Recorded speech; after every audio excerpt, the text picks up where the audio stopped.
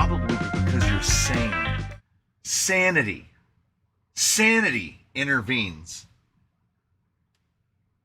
So I was having, whoa, a little too much push in there, buddy. I was having just a day, okay? I think an argument could be made that today has been going, overall, I would say slightly a little bit smoother than yesterday. I had a proper beadlock Thursday yesterday. And then what I did was I have a set of, they're in a box. There's a set of beadlock rings in a box that I turned down on the lathe from 24 millimeters to 21 millimeters in order to fit a set of rims for one of the IT guys that shows up on here. There's a bunch of IT guys. He is one of them. And I thought to myself loudly, inside my head, not aloud, but I thought in my interior monologue was loud. And I thought to myself, man, whatever cheap ass brass, I want to say they're Hobby Parks. Hobby Park makes their brass rings out of. That was what I was using to turn down. It was leaving a burr edge on the outside of these rings that was as sharp as a razor. Like if you had just brushed against them, it'd just open you up. And I was saying, man, I hope I don't accidentally like knuckle the edge of that and cut myself open. Or, and I had to put a fan directly behind me because it was just constantly the stream of brass flakes directly into mis ojos, right into my eyeballs. And as I thought this, I stuck my thumb into the chuck of the lathe. So I've got about 50% thumb action. Still, the white part, if anyone, it's been filleted because it broke it all the way down to where that crack is. It broke it down to there. So what you do is you cut off the shattered part while it's still like ringing so you can't feel it.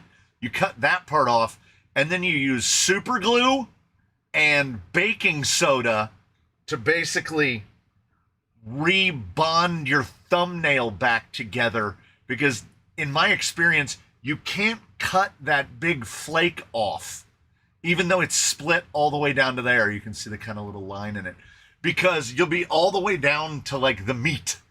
So you just glue it, and then because it hurts so bad, because you actually also, you put the tip of your thumb into the spinny bit, you grab your kicker and you do a little kick and then the smoke comes off. Don't do this later though. If that initial pain shock has worn off and you put the kicker on, you get to find out that that's an exothermic reaction, an endothermic reaction, and it creates a bunch of heat as it dries the super glue.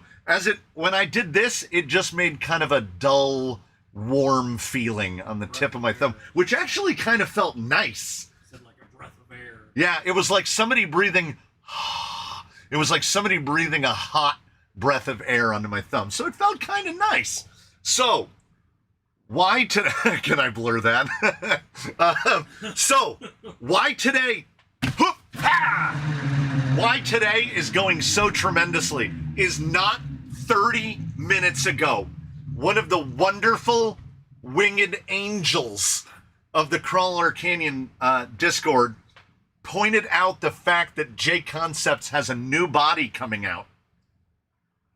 And I am not being hyperbolic when I'm saying every chance this is the ugliest body of 2026. This goes, everybody's, you know what? There is nothing more subjective than taste, okay?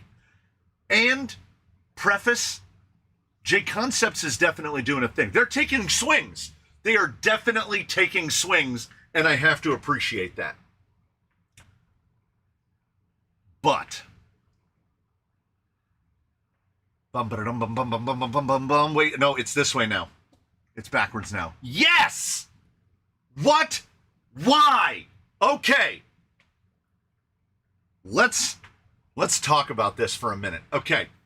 If you can see it closely enough, there behind the fender, it says Bruck, okay?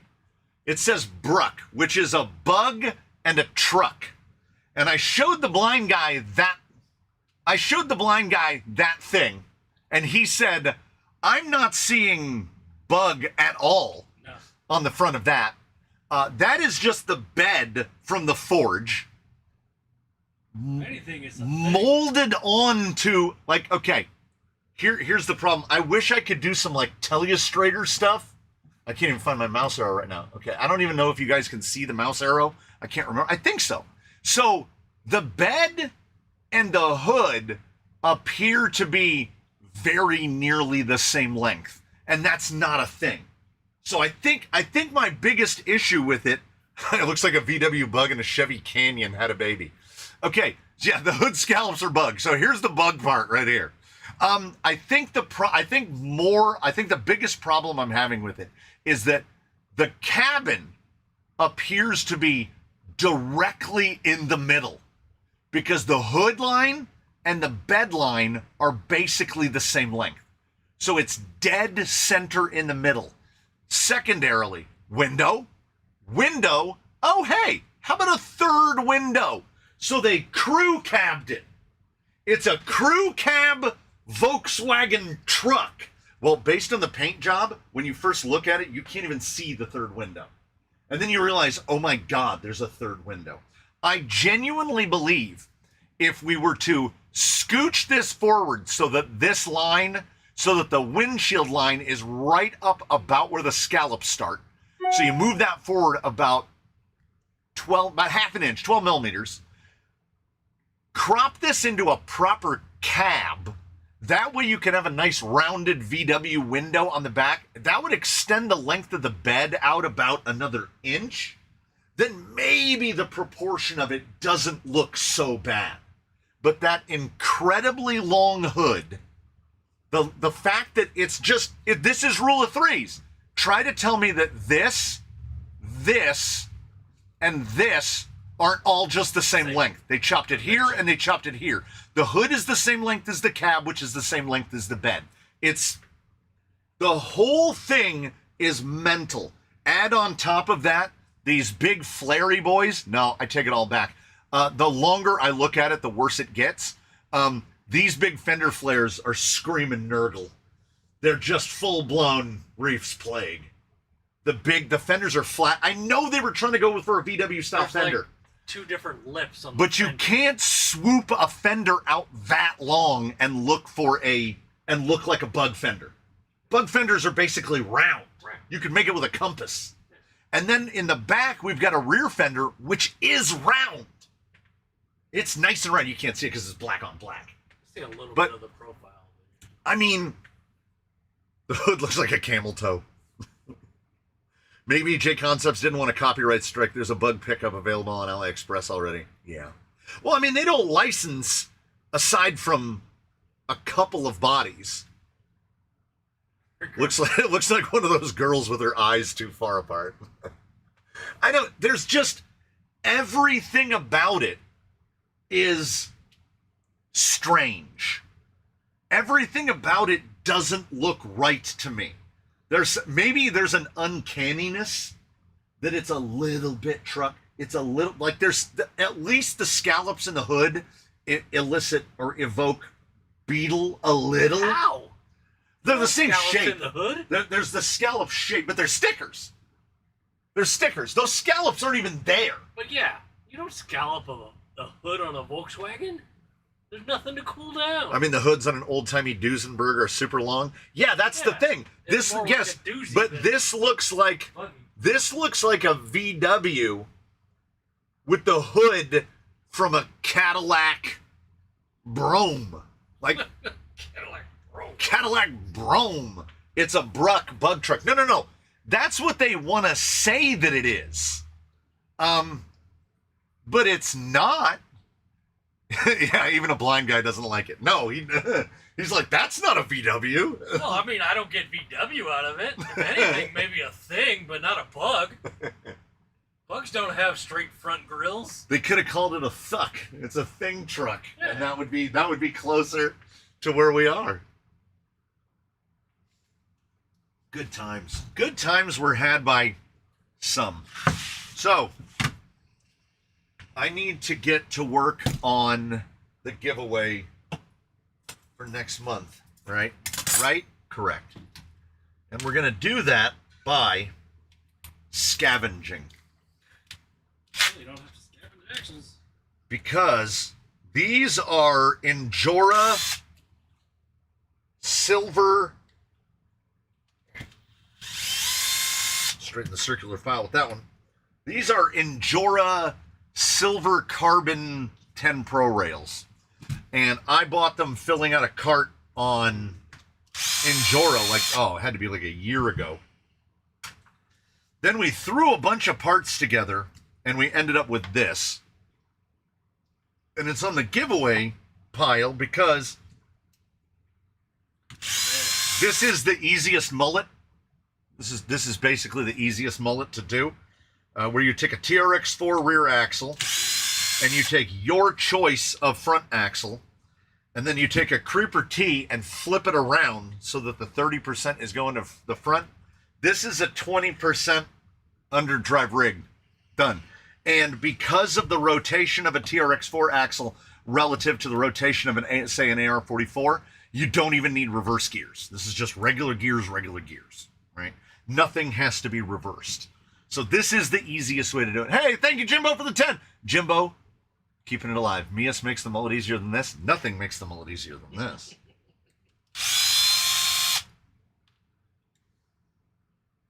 Oh, no, well, okay. Mias makes it easier in that they will sell you a straight front axle and a portal rear axle. And reverse gears. Now you gotta buy those. That's what I mean.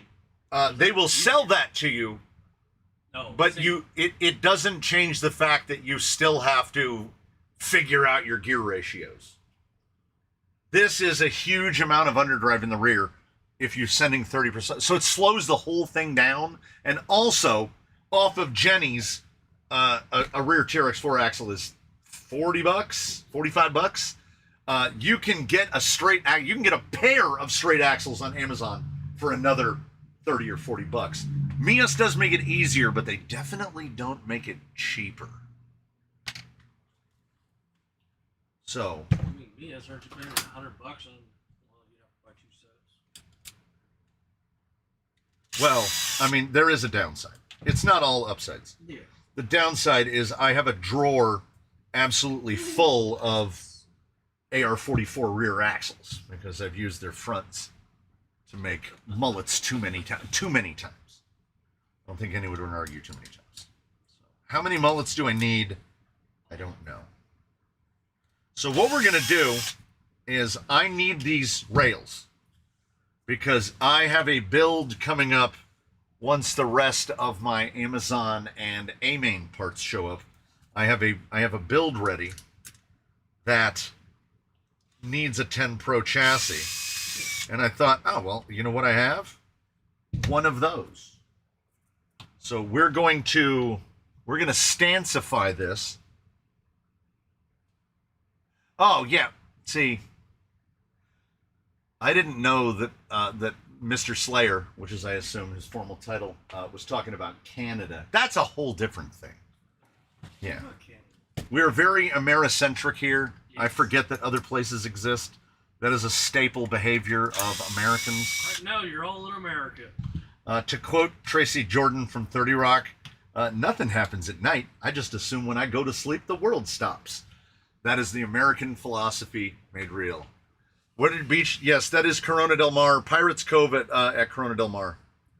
Yesterday's overbagged green inserts, did you try them on the wife's new green machine?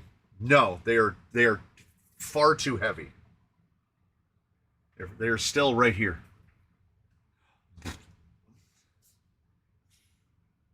Yeah, and I think the biggest part of the biggest part of the problem with not just the wides but the rock claws is finding something that they work on, because man, the tire testicle is really showing the rock claw did great in testing, but the tire testicles are really showing the weaknesses of the rock claw because I can't find anything that they are the best one at. That guy who brought the dog that isn't friendly to a beach around people was like Well, from what I've seen in comments on the video, people are like, no, that dog is fine. Like that dog doesn't. That dog. I've never seen that dog cause any troubles, and it seemed fine, and it listened at least. That's done. I was going to take an aggressive dog to a dog beach.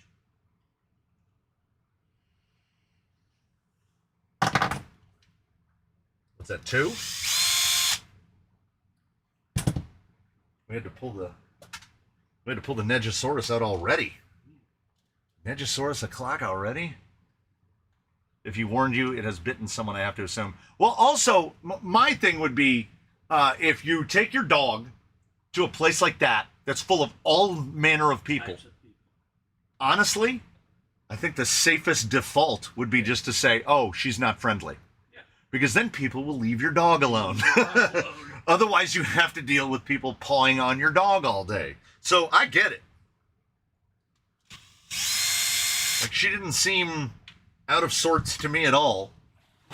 But I'm not, I think dog growling and barking at no, people? I didn't hear that. I don't think that dog ever barked. Then it's not an aggressive not dog. not Yeah, once. alone. Yeah, I think he just wants people to leave the dog alone. Yeah, don't pet the dog. She's not nice is like an insurance waiver. I told you not to pet her. Yeah, the dog did not look aggressive, and she would. That's the thing. Usually, dogs that are aggressive, they won't get right near people. Pepper walked into the 360 camera multiple times. She like brushed against my legs. Yeah, Pepper was fine. Your wife needs to go around telling people you're not friendly. That is true. That'd be awesome. Oh, don't talk to him. He's not friendly. I'm sure she does. She probably does when I'm not around. When you're around. When I'm around. I mean, who knows? Hang out with her work bros. This thing is a lot of nuts. Think of Injora. Have you tried the dual stage inserts with the silicone inner ring? Yes. Huh. Looks like the weight of silicones with an open cell foam on the inside. Yes. I ran them on iron sides for a long while, and the ones with the red inner and the hard foam outer were only acceptable for basically class 1s on a TRX4. They were so incredibly firm. The other ones, the blue inner part, I have found that the dimension that they make. Do I have a ring? I need a ring. The dimension that they made the inner. I don't think I have one up here hanging on the thing. No. Okay. So let's say the inner on one of these, right? So you've got that dimension. Like, see how I got to fight this boy in here, and it fits. Just so, 24 millimeter ring. And it's not going to shift because it just holds. On those little Injora silicones, that silicone really kind of walks around on the inner ring.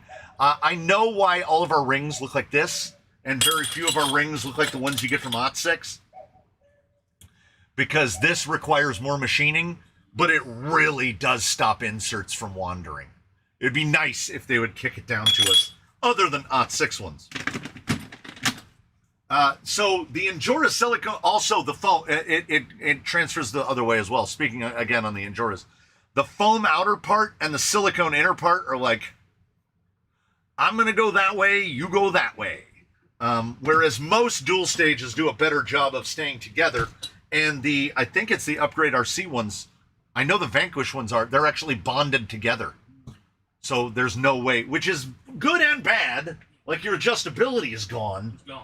But you don't have to worry about the foam walking around on you. Sod the dog, beware the owner. Yeah. A little annoying when they keep trying to talk to you while you're trying to record content. I mean, it's fine. People just want to know what's going on. People just want to know what's going on. I've wrapped the rings with sport tape left over from the MTB days. Yeah.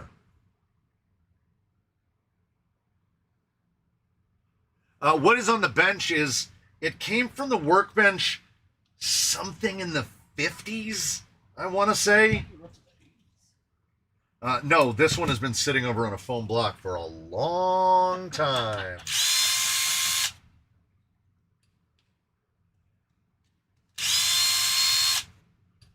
Just want to see how much I have to remove to get the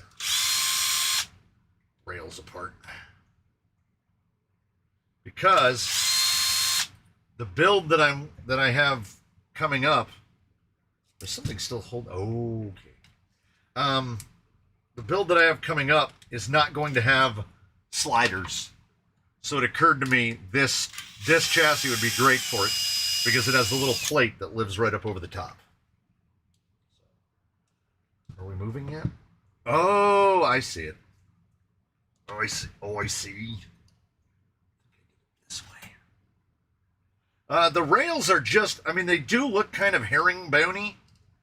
I think they're just carbon. I think they're just carbon. But the silver carbon makes them look kind of weird. Come on. Hey.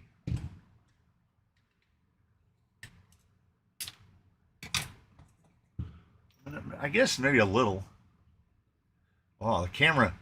Don't ask the camera to focus. Oh, very prismatic. And these were like $5.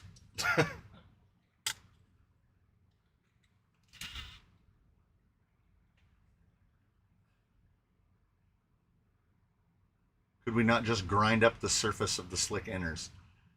I mean, you could try, but it's still going to be silicone. And silicone isn't super grippy in that application. Which isn't that crazy about silicone? They make silicone grippers. Like they have shoes that have silicone on the bottom and it makes them grippy. But some things that are silicone, slippery. I imagine it's all in the texture of the floss.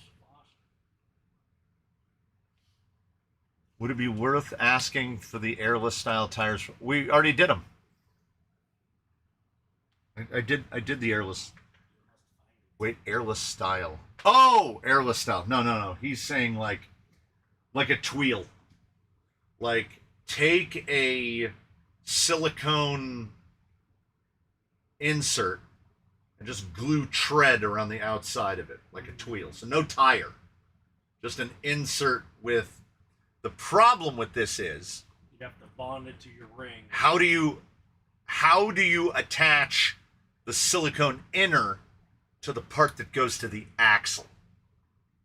That's the difficult part. You would have to sacrifice a barrel, tires, plastic wheels probably. You'd have to glue a wheel to the silicone insert, which should be possible because there is glue that will glue silicone. And then you would have to glue the tire to the outside of the insert. Yeah, so if it's just an insert, how do you keep the insert on the car? Because the insert in its design cares not about staying on the vehicle. It just wants to go inside of a tire. The tire's job is to hold the insert on the vehicle. An airless tire is practically any tire that we're using with inserts. That's partially correct. Our tires are semi-pneumatic. That's why you have to put a hole in them. Because if these didn't have a hole in them and I did this, they would just stay in that shape, but air goes back in. So these are variable volume. Less volume now, more volume now. And also, if you think about foam, what is foam? It's mostly air. So I feel like the tread would need to be printed onto an insert. That could be done. They make that style tires for construction equipment? Yeah. Tractors. After watching quick views of the new Capra and the H10 Optic, I want to roll my own buggy. What parts do you recommend? I already have the electronics and servo. Okay, you have a couple good options. The Injora Capra cage is an excellent place to start. If you want... Wait. Oh, the real estate! You go on a place that still has the parts in stock, and it will cost you about $40 to get all the cage components for a Helaman. The advantage of this is, especially if you're building a buggy for like mixed use, is that the inside of a Helaman cage is massive, absolutely massive. You have so much room in there, and I want to say the rail sides are like $20 for both sides of the cage, and all the intermediate plastics are like $17. So you can build the whole cage for $37. You throw some Capra axles under it, bosh, good to go. They do great. They were in that wheel on Wednesday where we went out to Bracket. My children were both driving Ghoulie Moos that are not Ghoulie Moos. I would say the easiest, like my number one recommendation for ease and for everything else is how I built the Ghoulie Moo, Economoo, is the Injora Capra cage. There's more room in it. It has more clearance front and rear. It's easier to work with. The panels are not bad. Now I want to build a Class 1 Ghoulie Moo. Jeez.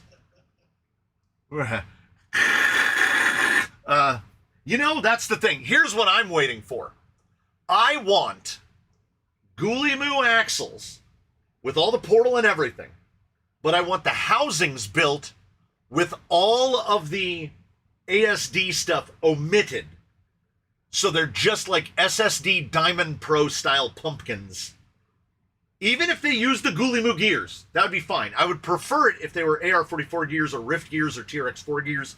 I want a hybrid axle because the portal drop on the Ghoulie Moo is fantastic. It's like 17 millimeter drop. In terms of links and skid, what most people will do is they will use the stock Ghoulie Moo skid, which is vast. It's okay. How much tinkering and customization and stuff do you want to do? Because, as I said, the Ghoulie Moo cage is really wide.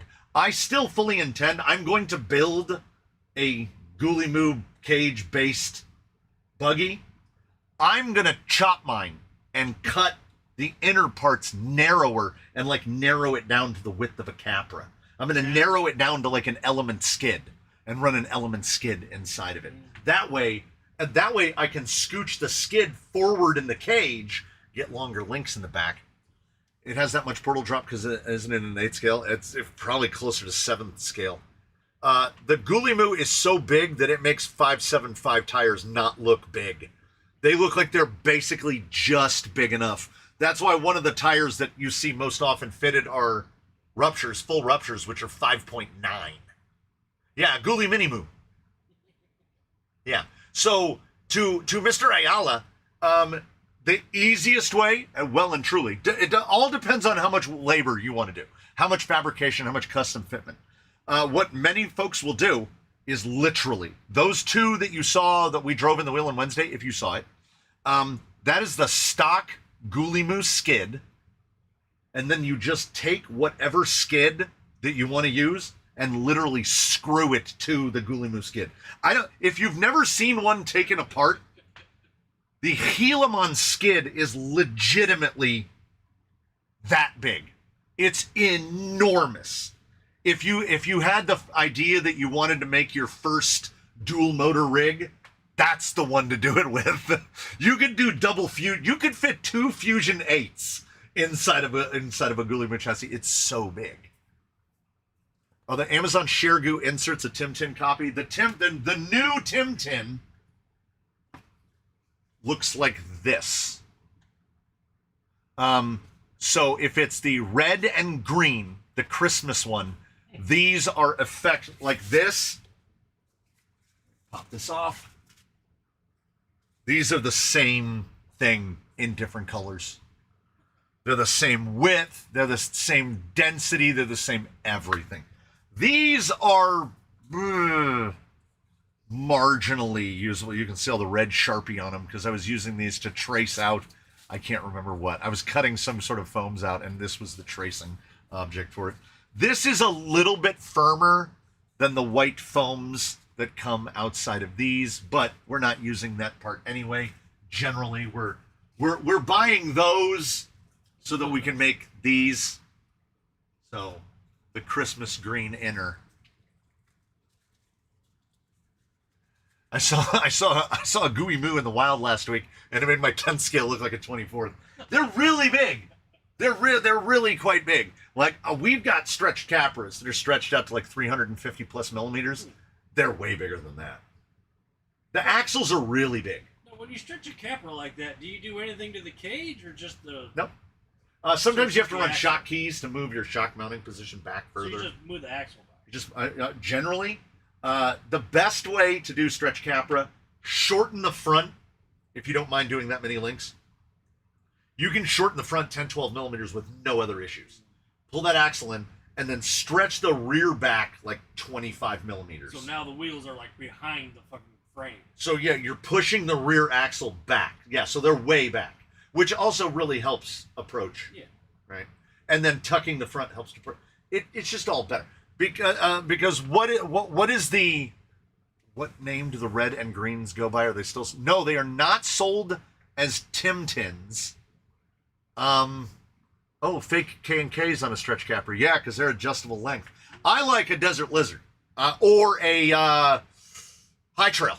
Excellent use for Trex's High Trail shocks, which Jenny's will presumably, if you're in America, they always have them.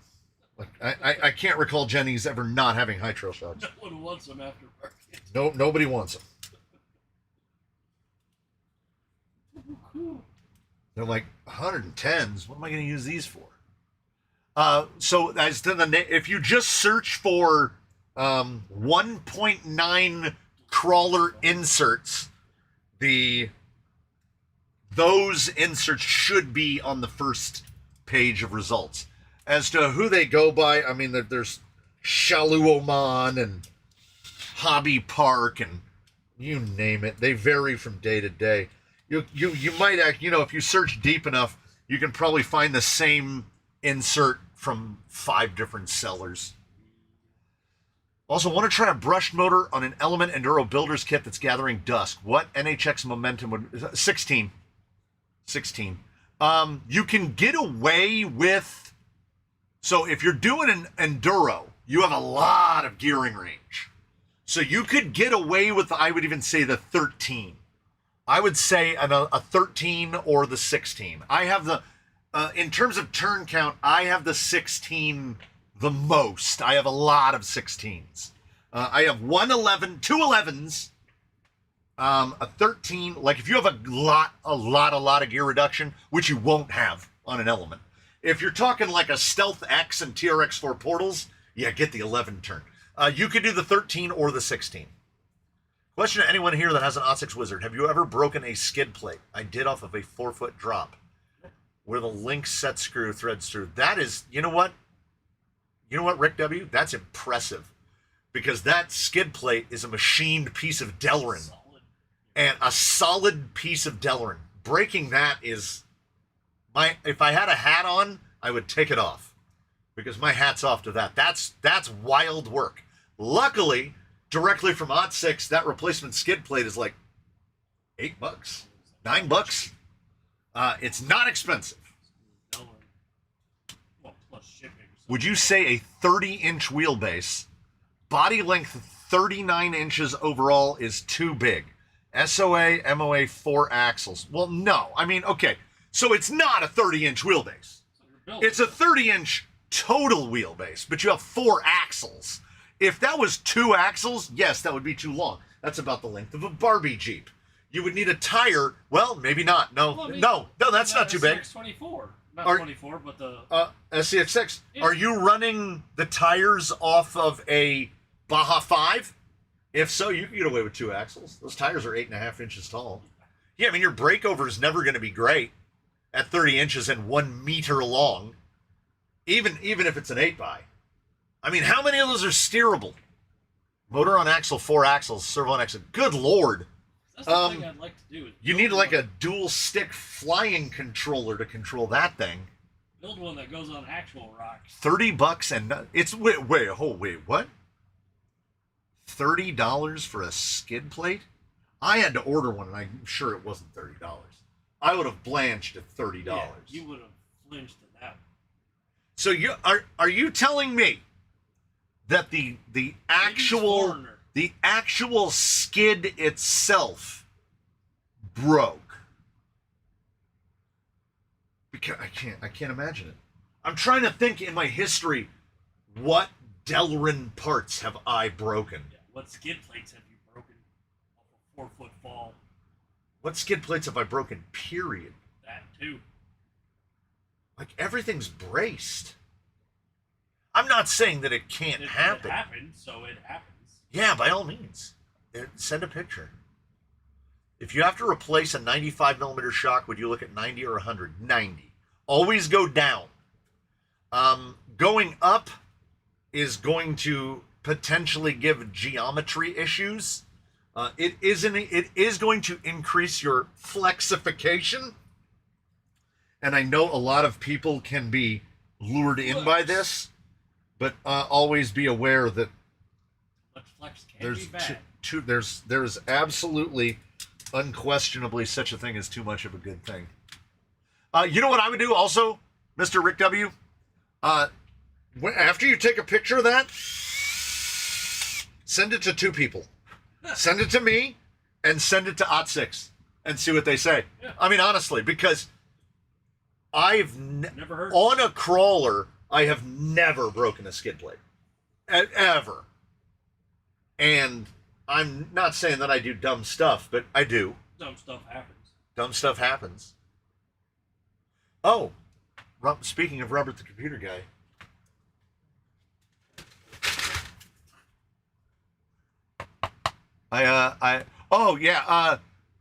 You need just email. Okay. This applies to me almost equally as much as it does to OT6. If you've emailed OT6 once and they haven't emailed back within 24 hours, email them again, and then email them again, and then email them again. I had to email Boom Racing 5 times before I got any response, and it was when I included the phrase chargeback. They didn't like that. So yeah, I'm terrible at responding to emails. I would not say that it's outside of the realm of possibility that they are terrible to responding to them as well. Because what happens is, I'm not doing it intentionally. I'm not singling people out. What I do is, I'll get to it later. I sit down at my computer or I see it on my phone and I say, oh, I need to respond to that email. And then it's gone. I never think about it again. Start a next YouTube video. I'm on to my next video. And then somebody will be like, oh, I emailed like a week ago. And I'm like, oh, yeah. Forgot all about it. It's like my wife, she will walk out here into this very building where we are all gathered together right now. And she will say, I need you to order this. And I will set down what I'm doing and I will walk into the house. And she goes, no, what are you doing? I didn't say you had to do it right now. And I go, if I don't do it right now, it will never get done. You will ask me again in a week, hey, where's that thing I asked you to order? And I go, never ordered it. Never ordered it. I do it right now or it never gets done. Do you know why MOA crawlers died and were replaced by LCG rigs as the more popular choice? I remember many moons ago when I built my XR10, it was either full scale, sporty, or MOA. So here's what happens with MOA. Sorka! It's the same reason that we don't have chisels and hammers and Moabs and leopards and panthers and all of the amazing tires, because Sorka was like, you can't have that, and you can't have that, and you can't have that, and then manufacturers stopped making those things. It is genuinely miraculous, and I guess it's the inner Floridian of them that made J Concepts, like the Rupture was banned from competition from when they made it, right? Rovers also not allowable, Sedonas also. So all of those tires went out of press. I mentioned his books, they went out of printing. Except the Rupture. J Concepts just kept making them. And presumably now, with the new rulings, they're legal again. But guess what? Too little, too late. Because they already stopped making all those tires. So it was the same thing with MOA. There's like places that do allow motor on axle competition. But motor on axle rigs built for competition, trundle on over to Deluxe Fab. and go over to the kits and see what their MOA kit Oh, costs. they actually have one now? Oh, yeah. It's $3,000. That's no electronics. So MOA competition. So you show up at a MOA with an old bully that you bought, and then you fixed it up and you take it down there and you show up and it's like you've shown up in a Honda Accord and everyone else there is in not just Lamborghinis, track spec. What did You hear that? I heard it earlier. there's like a A hawk. there's like a hawk Oh, right outside screaming, and I keep hearing it and going, what is what that? the fuck is that? What is that? Oh, the question about, so I have a better one and I can't stop using this one. This is what I vent tires with. That is a 4mm hole, 180 degrees apart. I prefer 12 o'clock and 6 o'clock, but I've heard people say 3 o'clock, 9 o'clock, 2 o'clock, 8 o'clock, really whatever you like. Just as long as they're 6 hours apart. I sent you an email telling you how to get more steering out of the hot RC controller. I think I saw that. Yeah, you can turn it up inside the controller, which I immediately forgot because I won't be buying a hot RC controller again unless it's one to give away. And then I will sit down and I will think, man, somebody told me there's a way that you can improve the. I don't have any room. I need teacher. I need to be excused. My brain is full. I emailed Mias asking if her planning on doing a 110 6x6 axle. Got her response saying it was a great idea and they're going to look into it for nylon portal and Capra straight and portals. Look at them. No, they're not. I feel like MOA is starting to make a comeback. Proline Chisel 2. Yeah, we'll see. We'll see what flavor of G8 the Chisel 2 comes in. The Sorka thing makes me think F1. Yeah, 100%. Too many rules. Too many rules. Red Cat sells some MOAs that are like $200. Yep, worth every penny.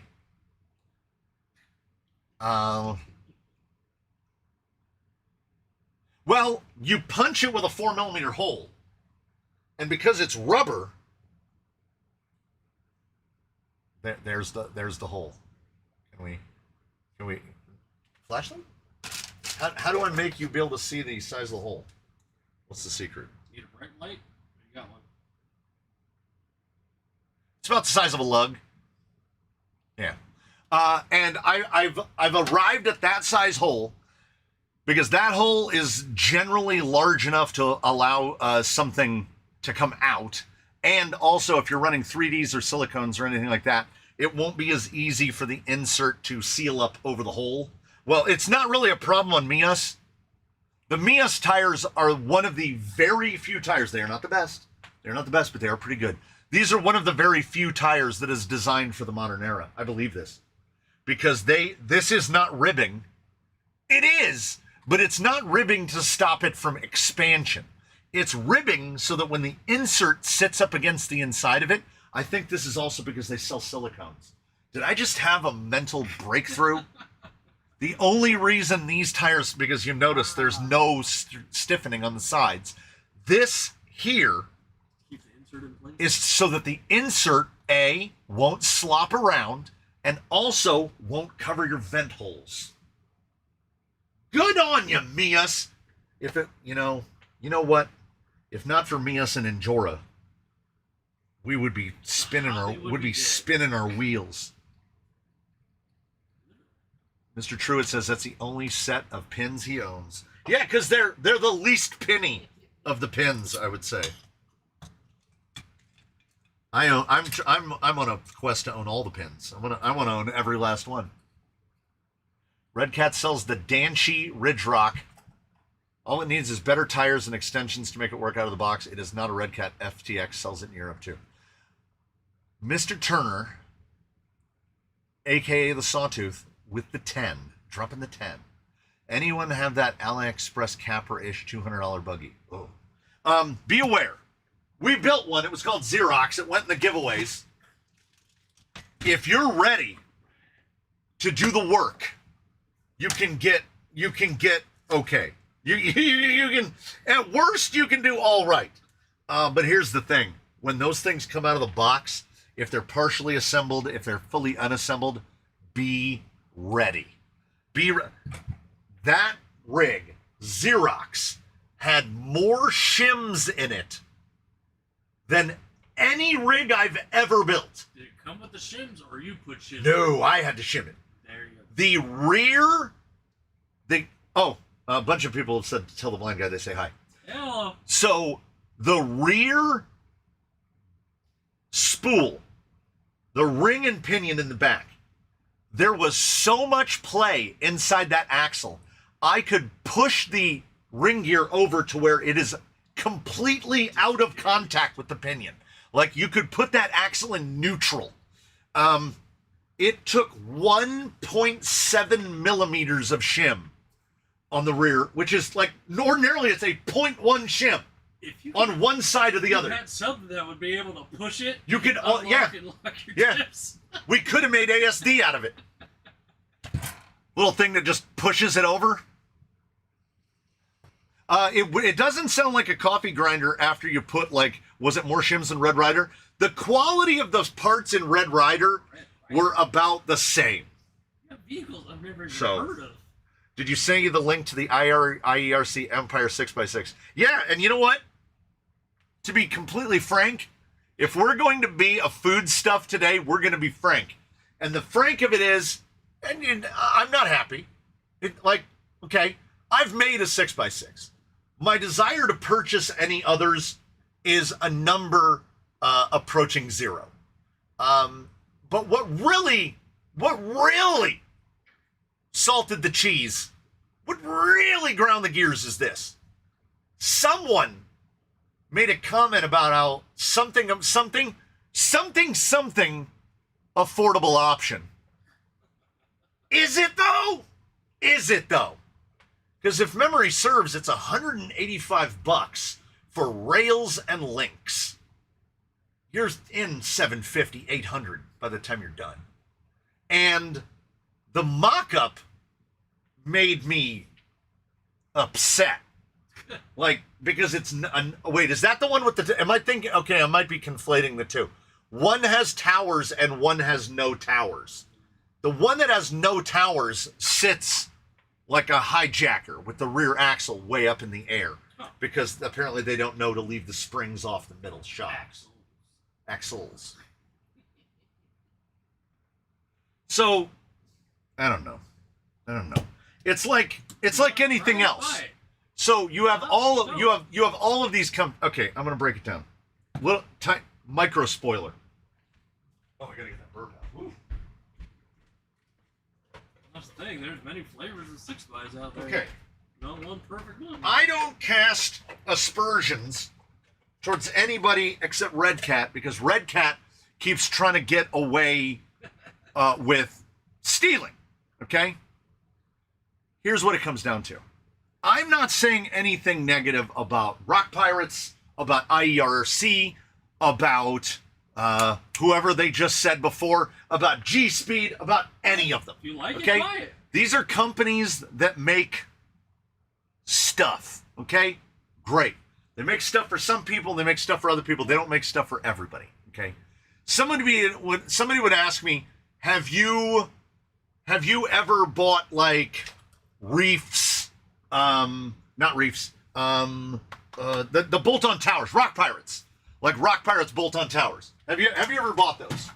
Let me answer that by digging into a drawer. Okay. Just making yourself. So I can make something like this. This is for a TRX4. I can make something like this in about 15 minutes. And all of these holes are drilled and tapped. So I don't need lock nuts on the back of these because all of these are tapped. So I'm not going to buy Rock Pirates towers. It doesn't say anything negative about Rock Pirates towers, but I don't need to buy that. And the reason that it's difficult for me to think in terms of I could turn on the 3D printer is my wife's vehicle is right here. And it is recognizable, yet largely unrecognizable from when you saw it last. There's already another video of this, and then I'm ready to film. It is prepared and ready for filming of the next video, because we have this thing called lead time. The video you're seeing today was filmed like 10 days ago. That's how it works, because I have to stay ahead of the curve. Yes, live so was filmed 10 days ago. I had to change every link on this vehicle, right, multiple times to arrive at where we arrived now. And when I was done relinking and resetting the wheelbase, I had painted myself very tightly into a corner, which was the body now sat way too far back. So I said, it's already drilled, it's already fitted. So what we need to do is we need to move this body forward, right? So in order to do that, I had basically put the front body mounts as far forward as I possibly could. And you see where they are on the hood. They're damn near the end of the chassis. They're about 12 millimeters from the end of the chassis. So I said, we can kill two birds, innocent birds, with one angry stone. And I just made these little, horns that stick out that way. See the little horns? And then there's my body mounts. And then what I did is I drilled and tapped these so that I don't need to use lock nuts to hold my shocks on anymore. I have access to all of the shock positions, and they are all drilled and tapped. And I just made that in like half an hour. So, and there's so many changes. For those of you who remember what it looked like last time you saw it, forget about it. It's completely different now. A full-blown canyon change yet again. We ain't got time. We ain't got time for that. Innocent birds is an oxymoron. So all birds. All birds. Every video isn't filmed seconds before it's posted. YouTube is a lie. Yeah, I still every once in a while. Wait, Wheelin' Wednesday is not filmed on a Wednesday? How would I film it, edit it, and then upload? Like I'd be rushing to get that thing uploaded. Yes, leave your house. Wheelin' Wednesday is filmed on Sunday. Aired on Wednesday. It's aired on Wednesdays. Now, I'm not going to say that when I first started doing this, I had that kind of lead. There were some videos. It took me years to get to the point where I kind of knew how to get ahead. How to kill two birds with one stone? Small birds, big stone. Birds in a nest. Oh, just drop a bowling ball in a nest, you can get more than two. That's terrible. I don't like how other people build RCs, so I build my own. Yeah. Not much editing needed for Wheelin' Wednesday, you'd think. Yeah, exactly. The edit of this last one with Pepper was filmed on an Insta 360 X4 Air, which is shoot first, frame later. I edited all of the videos from a session. I filmed 2 on Saturday, 1 on Sunday, 2 on Monday, and then the experiment on Tuesday. After all of that, I did my walk, did my experiment, did all that stuff. We went to Dutch Brothers. I got a Dutch Brothers Kokomo. I sat down at my station at 11 a.m.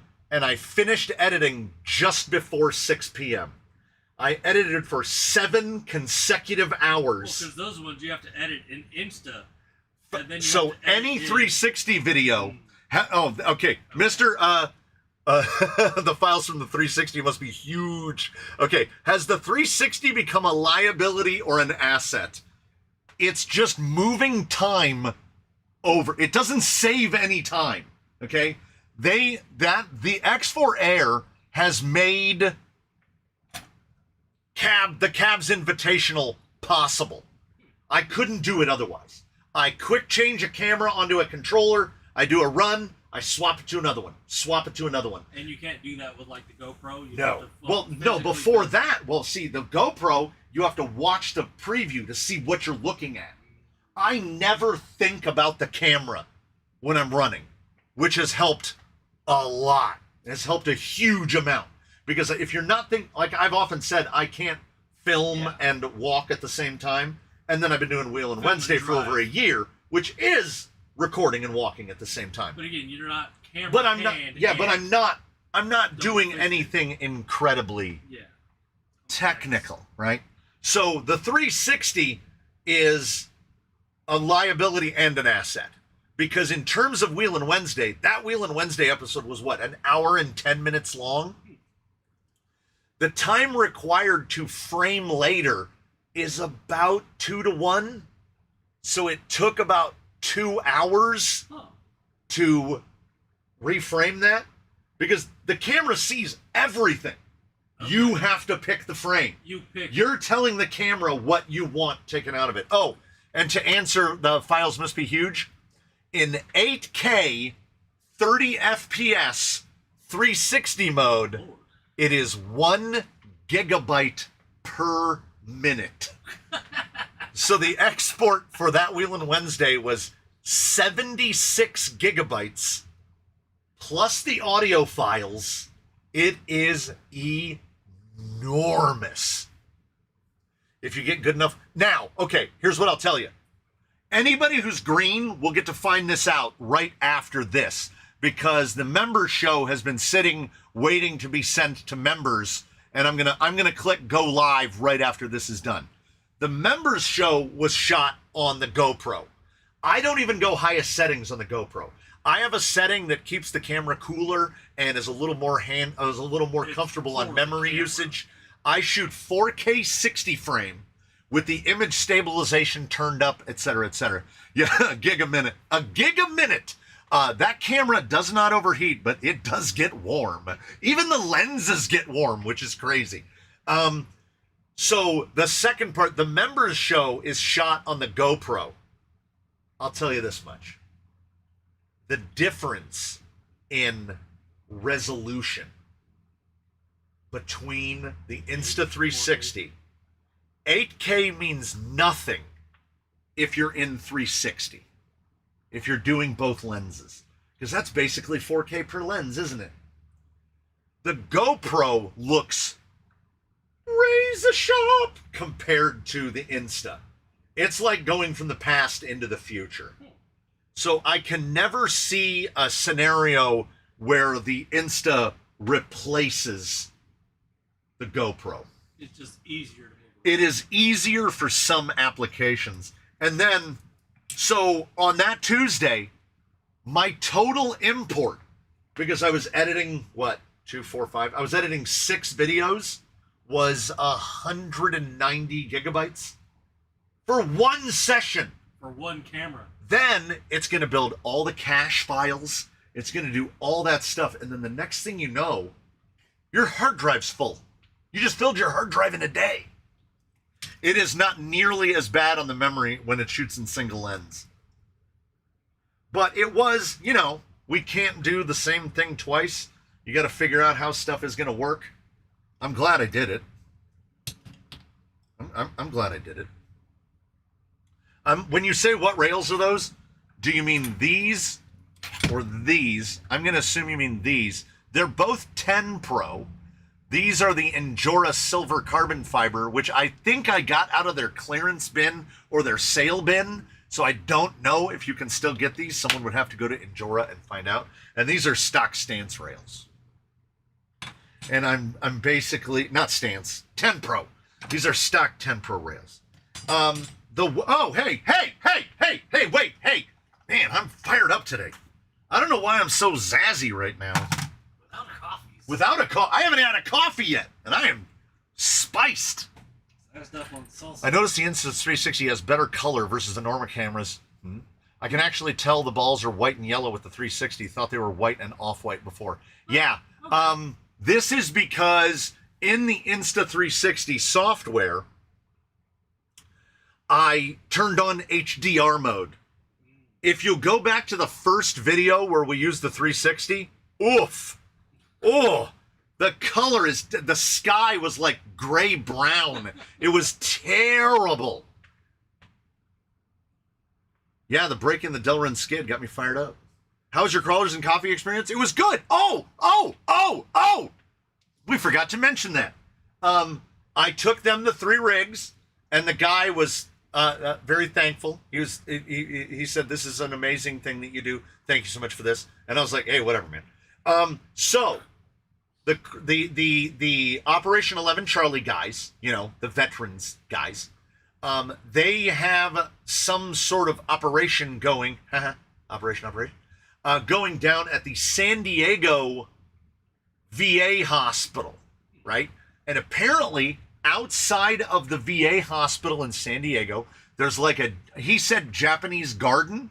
So there must be some kind of garden outside. Rock structure. And they have been given permission to turn part of the garden. They've basically been allocated part of the garden area to put in a rock crawling course. And the 3 rigs that I donated are going to be the loaner vehicles, the handout vehicles that people will drive. So those 3 rigs, so Flame, Cybertruck 2077, and the Centipede guy will all live down at the San Diego VA hospital, which I think is super cool because that means they won't get gutted out and turned into parts. They'll get to live on exactly as they are, and it makes me feel even better that I went through all the work to make them all RTRs. So they're full, like they had batteries in them. Yeah. They're full RTRs. So this Kurbin Fierbier rail weighs 42 grams. 42 grams. Have you used the original Jolly Green rails that were under the Canyon sign for a new project? Can't find them. Not where they are. Do you mean these? Because these are right here. I looked this morning for like 20 minutes trying to find the actual TRX6 rails. Can't find them. They're in this building somewhere. 42 grams aluminum will get you 63. So you don't even save an ounce. For 2 rails, you would save 38 grams. Wait, that is an ounce. So you'd save an ounce. San Diego also has a model yacht pond. Ooh. Take a boat out there.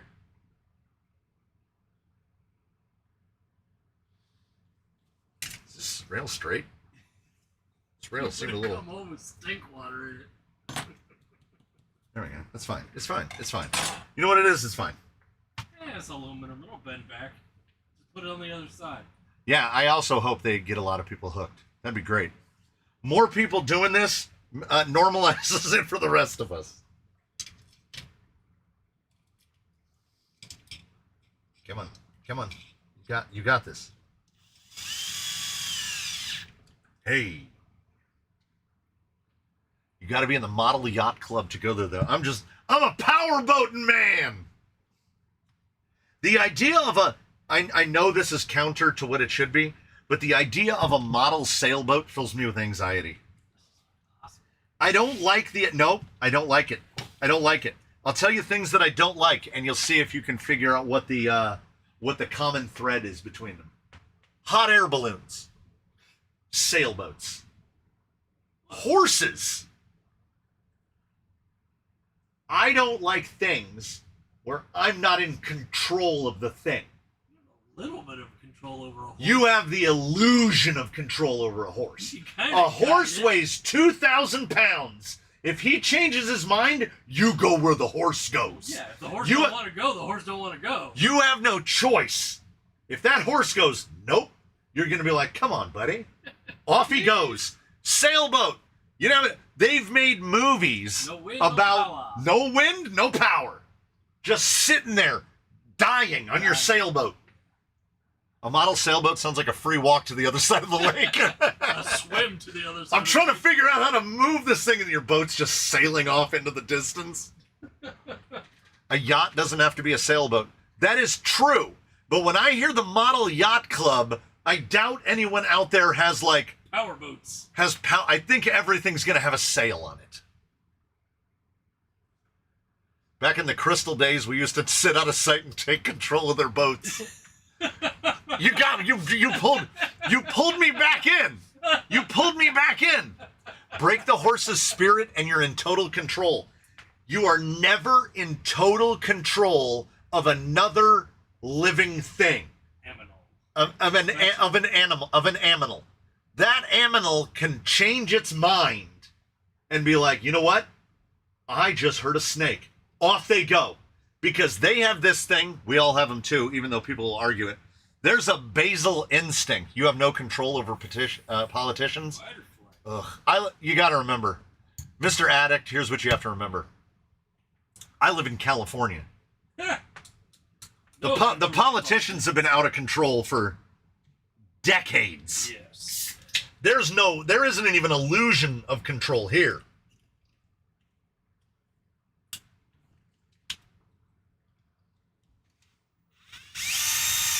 So we vote because it's part of the process, you know. How many billions of dollars went to the train and how much track is built? 135 billion or so is where the train is sitting at right now. Yeah. No, sir. I don't like it. That's why I ride dirt bikes instead of horses. Correct. They do what I want even when it's dumb. I like that. I need to cut out my aluminum rails. I just haven't had the timer machine to cut. I've only run one boat. I turned a model of a PT-109 into an RC when I was a teenager using electronics from a Costco RC car. That's awesome. Awesome, yeah. I want to be the reason I hurt myself, not something else. Also, I know I've recommended it before, and if there's a YouTube channel that I'm going to... Oh. So the Endura rail pushes the motor mount back about, what would you say, 5 millimeters? Wow. So we're going to see what happens geometrically. Oh, yeah. It pulls everything in a little bit. Interesting. We'll see how this shakes out. I used to break racehorses. You never fully control a horse. They will bite you, step on you, kick you, and steal your beer every chance they get. I've never met a horse that doesn't love beer. That doesn't surprise me. I live in Amish country and I've seen plenty of unruly horses. That's why I hate stability control in cars. I want to say I wrecked my car, not my car wrecked my car. I support all of these statements. Voting is the illusion of choice. Now that sounds like an American. Spoken like a true American. And no, and that's the thing. Voting is not the illusion of choice. The perpetuation of the idea that voting is the illusion of choice is what keeps us where we are. Because when we have a big turnout for the presidential election, what do they get? 150 million total come out and vote? 160, 170 million? Regardless, it doesn't matter. That's half the population. Half. Now, take it down to people of voting age. That will still be 2/3 of the population. So there are, let's call it 75 million people out there that just don't vote. They just don't vote. Yeah. So, and then they go, oh man, now we got to deal with this and that. Yeah. If all 75 million of you got together, you could vote for Jack from Jack in the Box to be president. And if all 75 million of you got together, he would be elected president. Because he would get the majority. But you can't beat him. That's the thing. I live in a deep blue state. We're not getting political. I'm just talking about things like fraud, right? We're not going to get out from under this because the people doing the fraud are the people investigating the fraud. Yes. Yeah, Jack for president. Free Jumbo Jacks. Yeah! Woo!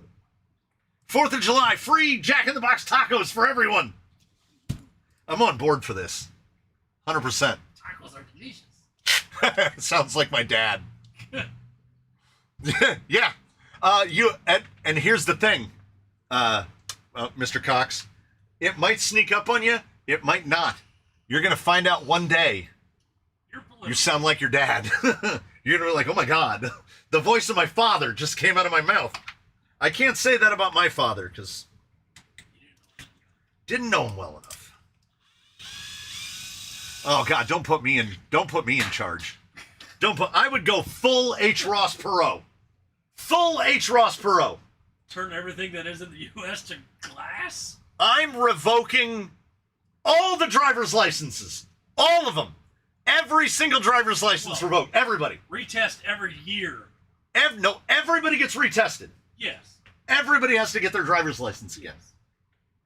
And I don't care. Here's the thing. This is unpopular. This is why you don't want to make me president. When my wife said you sound just like your father, I felt kind of insulted. So unpopular. We have free will, okay? And we can use it because it's free. We can use it any way we want. We can drink ourselves into a coma. We can do all the fentanyl we want to do until it kills us. Fentanyl's illegal. Drinking's legal. This is California. Is fentanyl really illegal? Anyway, technically, it's illegal to you can do all the illegal drugs. You can do whatever you want. You can bungee jump. You can go on hot air balloons. You can do whatever you want to do, right? There are limited restrictions. You can't stab people, right? That's not okay. You can't run around stabbing people. Can't yell fire in a crowded theater. There are things you can't do, but we can exhibit our free will in any number of ways. And here's my stand. My stand is that some things should be expensive. If you want to do it, but I think it should be expensive, okay? I think cigarettes at $9 a pack, not expensive enough. You know it's killing you. You know it's killing you. It's not, is it potentially killing you? No, it's killing you. You know it is. But it shaves the end off. But it does shave off the end. Cigarettes should be $20 a pack. It should be $20 a pack, and $15 from each pack should go to, like, I don't know, battered women, right? Something good. And same with alcohol. Charity. Alcohol should cost significantly more than it does now because you know it's killing you. You know it is. Killing you, and it kills a lot of other people. It kills a lot of other people, right? God, I remember buying cartons of cigarettes for $12. Yes. Yeah. $20 used to buy you a carton. A 50-gram pack of tobacco here is 50 pounds. Yeah. Woohoo! Hey, Rick W. had some fentanyl yesterday. Congratulations. $25 a pack in Canada. But here's the problem. And flat tax. If nothing else, flat tax. 12%, everybody. I don't care if you make $1,300 a year delivering newspapers. 12%. Everybody pays 12%. If you're Jeff Bezos, you pay 12%. No corporate loopholes, no sheltering your money offshore, 12%. And then you know what? All of a sudden our deficit stops growing. It's crazy. Flat tax is very regressive. I'm okay with being regressive then. Progressive. You know what progressivism gets us? It gets us, here's the thing. We'll break it down like this. It happened, God, what was it? So this would be the British East India Corporation. So this would be, let's say it was 150 years ago. 18-something. Okay? The British are over in India, and people are getting bitten by snakes because India is full of snakes, right? Especially at this time. So the British, they say, hey, you know what we should do? We should offer people bounties if they bring us snakes. And it worked. And for like about 6 months, snake bites went down. And then snake bites went way up. Like snake bites were up 500%. And you all sitting there at home, you're all smart people. You know exactly why snake bites went up 500%. Because the Indians started farming snakes. Because they get paid for turning in snakes. So they were farming cobras and then getting bitten by cobras. And that's how government intervention in people's lives always ends up. Someone will find out how to try to game the system. And, okay, any tax, it doesn't matter what tax it comes from. It doesn't matter if it's sales tax, income tax, it doesn't matter what it is, okay? The entire government is powered by one thing, and it's fraud.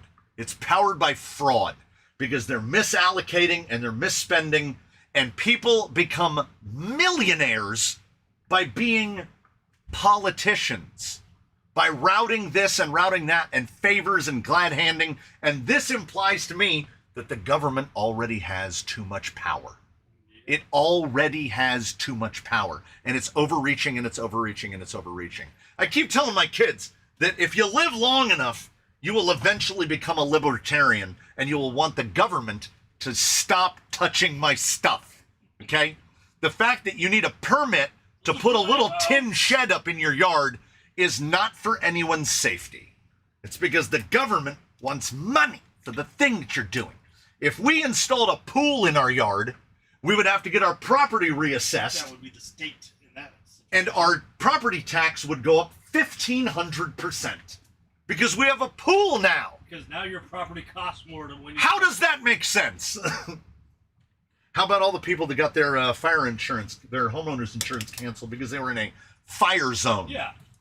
That didn't catch on fire. That has never caught on fire. Yeah. Well, that's the same thing. In Hawaii, you have to buy fucking lava insurance. 3% of the armed population can overthrow a tyrannical government. Just saying.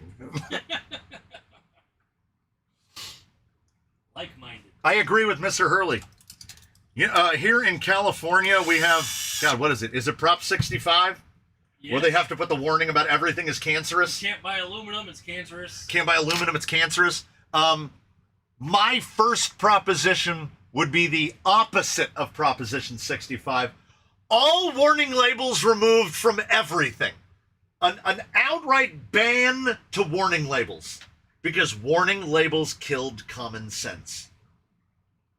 There's a warning label on my chipper with a picture with gnarled fingers. Don't stick your hand down where you can see giant blades whirling around. Oh, I'm just gonna, what's the worst that can happen? Keep your hands out of this. There's hole. a picture of a foot with the front end missing on every lawnmower. How do you think it cuts the grass?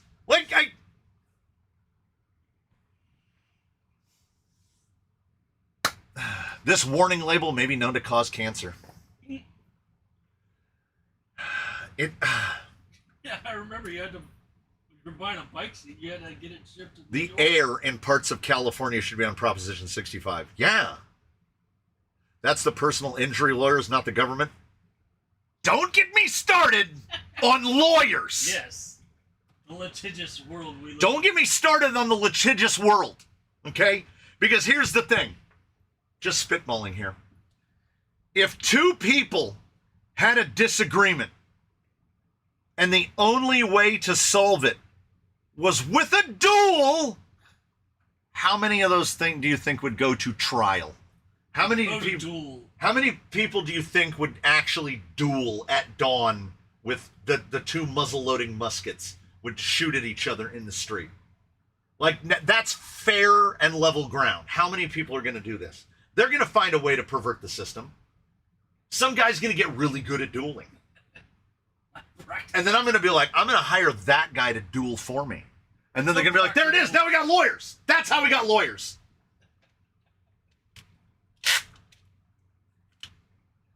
Car batteries are wrapped in plastic and they have to put a huge warning on it for people to not to just throw it in with the plastic still on it. The government is mostly made up of lawyers. I think that it is the most common occupation for congressmen. It doesn't surprise me. It doesn't surprise that's I believe it. That's the least surprising thing I'll hear today. Duels are still legal in Arizona, and I haven't seen one yet. Ooh. Back to truck topics. Anyone know a close paint to Ford Grabber Blue? Go to a paint shop. Say, hey, Ford Grabber. No. We can do easier than that. I don't know what Ford Grabber Blue looks like. I'm gonna go on the internet, and we'll trust that my monitor is okay. It's probably not spot on, but Grabber Blue would definitely fall into the family that I would call electric blue. Tamiya light blue. I think Tamiya light blue is probably really close to that. And you're doing this off of your memory. I think all of the Gliddens are going to be too saturated. It's a more electric blue. I don't think I still have a can remaining. No, I do not. The Duplicolor blue is also too saturated. And let me bring up Tamiya PS chart.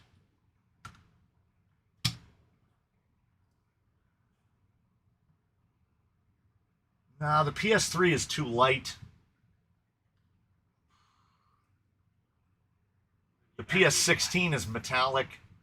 Translucent blue is translucent.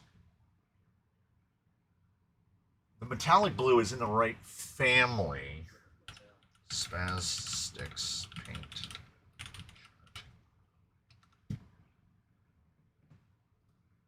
They're like all metallics.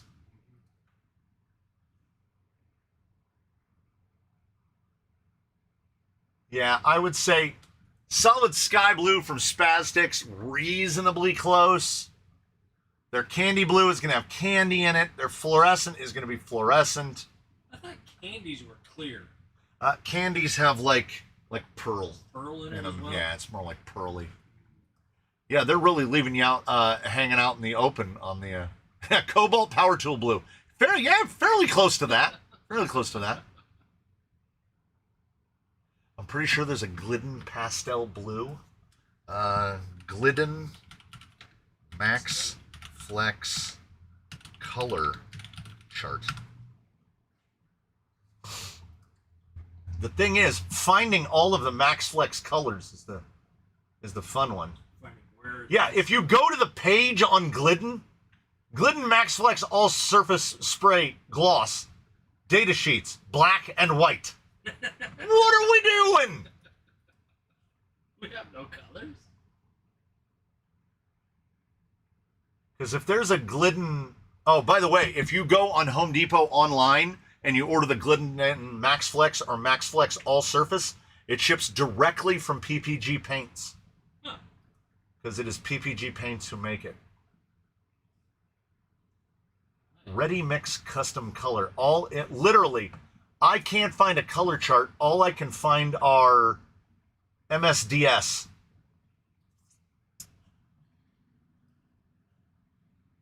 This is wildly unhelpful. That or take your phone down to... Because Everlasting is really light blue. Michaels or the Hobby Lobby. Yeah, but it's polycarbonate. Like, well, then you just spray it with whatever your clear is, and then... Translucent blue with solid blue behind it could work, but then you're spending like $25 on paint. Yeah. Well, same thing if you buy clear. Is it true that you have a warning sign in the United States you can't dry animals in a microwave? Probably. Traxxas, I'm going to double the dues. Traxxas doo-doo paint. Have you tried the cans of car auto paint at places like AutoZone? They won't stick to Lexan, except for the Duplicolor vinyl and fabric. And I know from experience that the blue in the Duplicolor vinyl and fabric is very dark blue. It's like a Reggie Biff blue. Now, Indigo. It's more of an indigo. With the car enamel paint, you can't spray your clear. You can do it over. Yeah, you can do it over clear. Yeah. So if you find an enamel paint, Proline candy blue ice. Yeah, then that blue will have the blue will be the right shade, but it'll have the candy in it. Hell.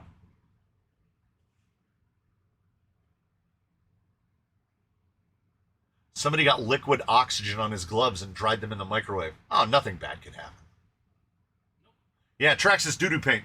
I have heard a lot of people say very negative things about the Traxxas line of paints, and I can understand why. It comes from a position of, and the correct word to use here is ignorance. The Traxxas Pro Graphics paints, if you've never used them, they ain't like regular paints. I used a paint to paint a bike frame called Spray Dot Bike, which is actually like some sort of epoxy coating that sprays out of the can.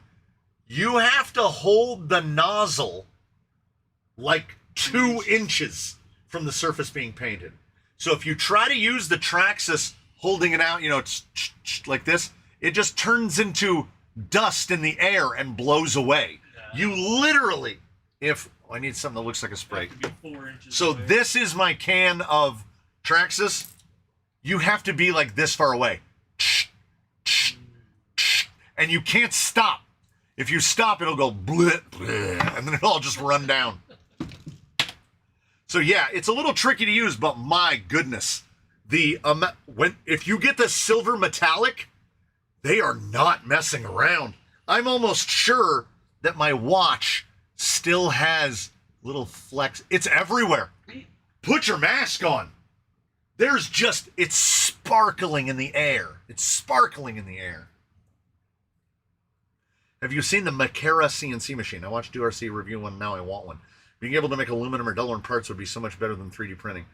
My problem with the Makera CNC machine is that it's like... Still have to program it. Well, no, you need a sticker for the front of it that says Play School, my first CNC machine. So, like, it's not a proper milling machine. It will do some light work, right? And I can't see the utility of that in doing one-offs. For, like, hobby parts. Hobby parts, but if you're gonna go through all that work to do all the programming and everything to make one part. Yeah, but again, you have to program everything in. But the machine itself is also not, it doesn't have the capacity to run production. Because every video you see of someone using it, they've sped the video up to like 600% speed. Because it's a little baby thing and it's moving real slow. It's neat. But it's like 3D printing, I'm trying. I've decided that maybe, here's how it works. I'm going to say that my New Year's resolution 2027 is that I'm going to learn how to use some sort of 3D modeling software. That will be my goal for next year. Play with it. I will learn how to use some kind of 3D modeling software next year. And if I can do that, then maybe I can start 3D printing things. Right? Maybe. I have 2 3D printers. And a printer. Maybe I can design some. Oh, yeah. If you're airbrushing, Createx. Yeah, you have a lot more colors. Mission Models, Createx, Parma PSE. Just make sure that they're... All of those are...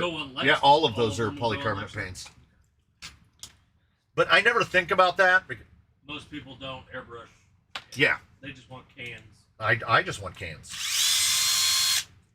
Makes sense. Well, there are people that do enjoy airbrush. Have you tried the oxidizing paints that rust? I bought the Proline truck body for my VRD and want to do a patina or some other paint technique to make it look like a clunker. Yeah, I haven't used them on Lexan, but I have used those types of paints, and they absolutely work. It just turns into rust. So basically, when you're done painting it, you spray it with water and it'll rust. It has it has like a base and an activator, and it rusts. It rusts. I am more of the 1 hour paint job guy. Oh, he's got a airbrush. If you've got an airbrush, then you're wide open. Yeah. Parma, Proline. I would say still either Parma or Createx. Because the Proline paint is Createx. Yeah, just buy the Createx and pay it for less. I want to say that the Proline, like, variety pack of paint is like $50, which is like above retail of just buying the number of bottles of paint from some other maker. And I don't want to sound like I'm just calling out Proline because, oh God, what are the ones? The guys who sell paints for like Warhammer and stuff like that, they have a $500, it might be Mission Models or Vallejo. They have like a $500 paint assortment. Again, those are for like specialty Gundam paints. What we're doing is specialty stuff too. There's no different there. My airbrushes are right there. I try not to think about them. Because if I think about them, I might try to use them. The birthday cake. You know how it is, right? I was talking, what about Krylon Fusion all-in-one textured finish? Fall right off. Now, if you're doing a patina, if you're doing a patina, all you need to do is put down a base of whatever. Polycarbonate or vinyl or all surface. Put that down. When I do a patina, I just put usually down a base of silver.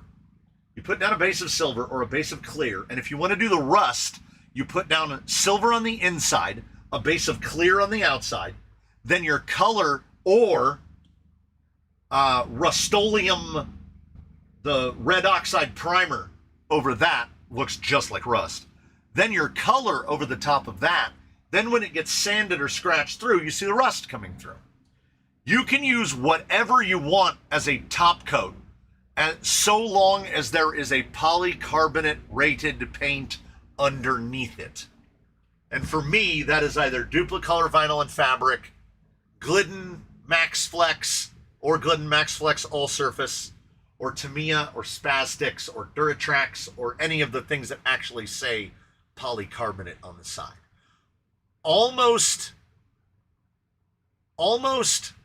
all of the bodies that have been painted recently are all Glidden, because it's $7 a can in California, which is giving it away. $7 a can for full size 11 ounce 330 ml cans, and you can paint 3 bodies from one can. I use Tamiya TS flat red and brown under the top coat colors. Yeah, that works as well. Surprisingly, if you do a base of Tamiya copper and then do like red over, it works just as well, because then it gives the rust a little bit of a sheen to it. Liquitex also do acrylic aquas in matte and satin. Not sure if that would work on Lexan though. Did I get a new Sakamoto? I did. Father's Day. The people in the house gave me that. So I moved the other side. The other Sakamoto is now blocking part of my monitor. That's how that goes. Look at, I did it. I freed it. Wasn't distracted or anything. He did that in record time. Only took like an hour and a half. Also, I have stuff for the free bin, but I don't have room in the free bin to put them in the free bin. Okay? Please do take note. Anything I give away on the channel. The frame swap is the July or the August giveaway, depending on things. And I have an upcoming build that I need 10 Pro rails without sliders. And as this thing has this little guy that goes across, it's 10 Pro rails without sliders. Yes, Glidden Max Flex all surface. I like my airbrush because I can mix colors, paints, or weight. Look, you don't have to try to sell us on airbrushes. Is airbrushing a superior method to using rattle cans? Yes, objectively. You use less material, it's thinner, it goes on nicer, you have control of your colors, you can do designs and details and fades more easily. But at the same time, miss me with that shit. Like, there's 2 airbrushes right here. I've got compressors. I have more airbrushes than that. I have neither the time, nor the tolerance, nor the desire to do any of that. I spent years airbrushing bodies, and I don't want to do it anymore. The last thing I used the airbrush on was a set of wheels, and they still look amazing. Revell Aquacolor. I turned a set of black RC 4-wheel drive rims silver to match the wheels on the Matt's Off-Road Banana. Yes, the cleanup. You cannot do a 1-hour paint job if you're airbrushing, unless you do a single color. And then with rattle cans, that's going to be a 5-minute paint job. I started airbrushing again after watching Barbatros Rex clean his airbrush. I've been intrigued by those. They keep hitting me with the targeted ads where it's the no cleanup airbrushes where it just uses like a needle, just air blown over a needle. But then I go, do I want to? Like, do I really? You need to do another FMS hard body paint job. You know you enjoyed it. Didn't I, though? Man, I loved it. I just can't get enough. But with an airbrush. It wouldn't really matter. It's the hundreds and upon hundreds of screws. Nah. That's the real joyous experience. It was a full week. So you basically had to paint every screw head? No, you have to disassemble it in its entirety because they come assembled. Okay. You have to completely disassemble it, paint Okay. every individual, prime, paint.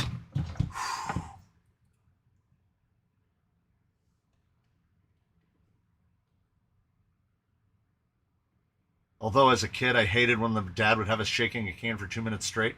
I don't even shake the cans. You know what the secret is? Leave the can out in the direct sunlight for about 20 minutes before you're going to paint. Let it bake. Let that thing get hot. You shake that can like 2 times, it's ready to go. It's ready to go. Buy an airbrush setup for the Offspring. Take the art cars to the next level. Oh, God. I feel like that would cost me more money and time somehow. I feel like I would get the raw end of that. In case anyone's wondering, grabbing things with the tip of this thumb feels phenomenal. I'd recommend it to anyone. And this is kind of the nature of the universe. This is the universe seeking to achieve balance.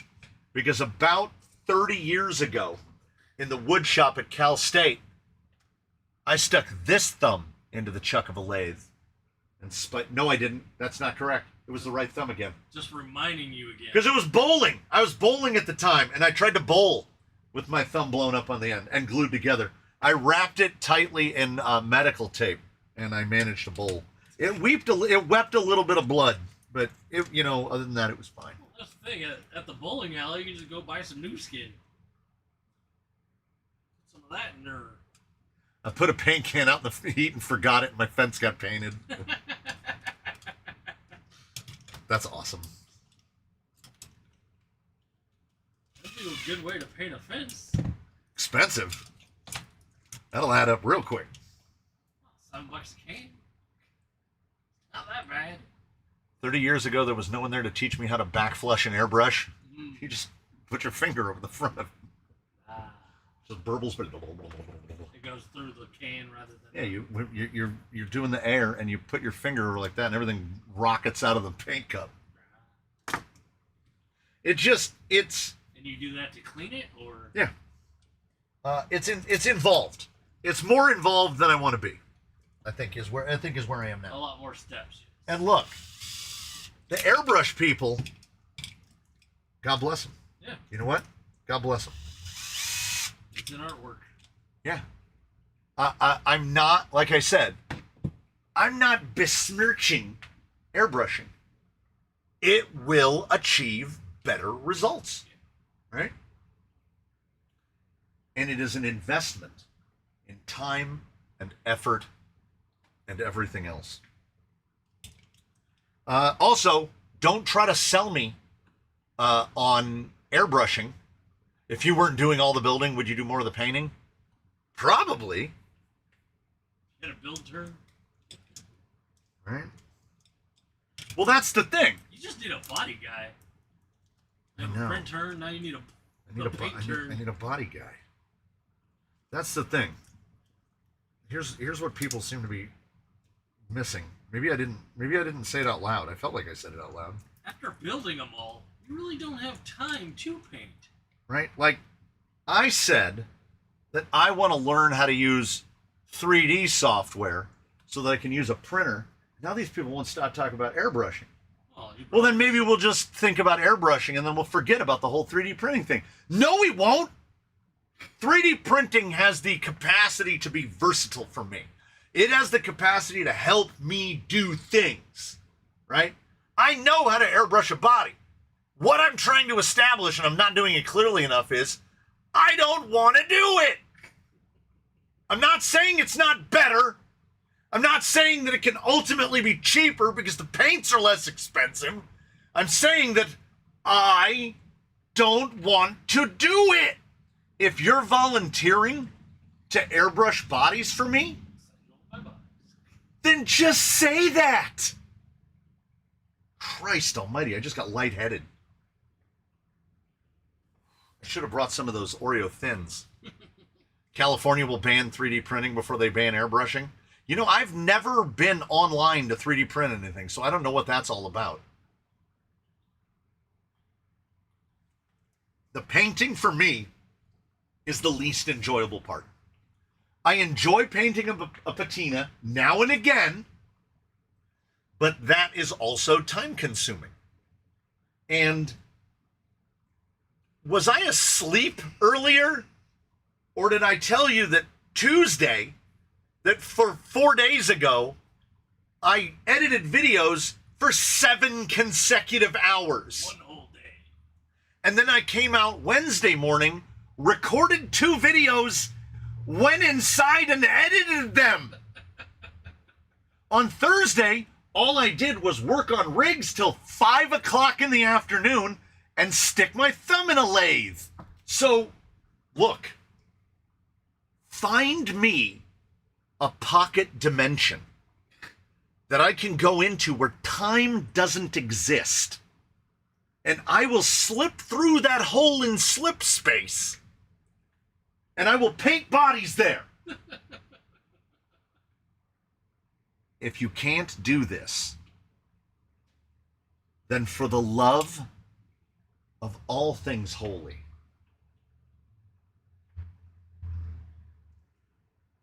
please. Was there not a stick? No, that's the thing. There's no stickers on my lathe. My lathe has no warnings on it. It's old enough not to have them. I've been learning Blender for the last couple of months for 3D modeling. So many keyboard shortcuts to remember.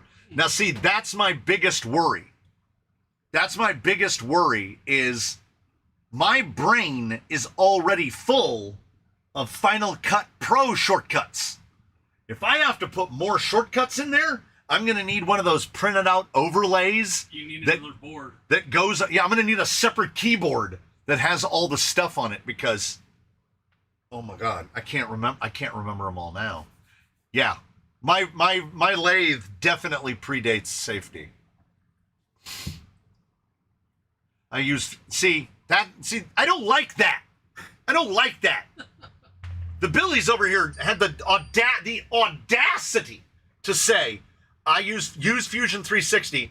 It's easy and simple to learn. You assume some level of intelligence here. Absolutely not. I will fight it. Is that a software to print? Fusion 360 is a 3D modeling software. Oh, okay. I am a buffoon. I am an old dog. Learning new tricks is hard. I have A-dub, I have a, oh God. Colors. I can see it over there. It's big. I have a Keedy X-Max 3. And I have a Snapmaker, whatever they called it. The one that can print in 4 colors. Oh, yeah. Did you ever get that other one? Yeah, it's still in a box. Okay. It's been in a box for 9 months, sitting over there. It has stuff sitting on top of it. It's become the treadmill that has clothes hanging on it in a typical American bedroom.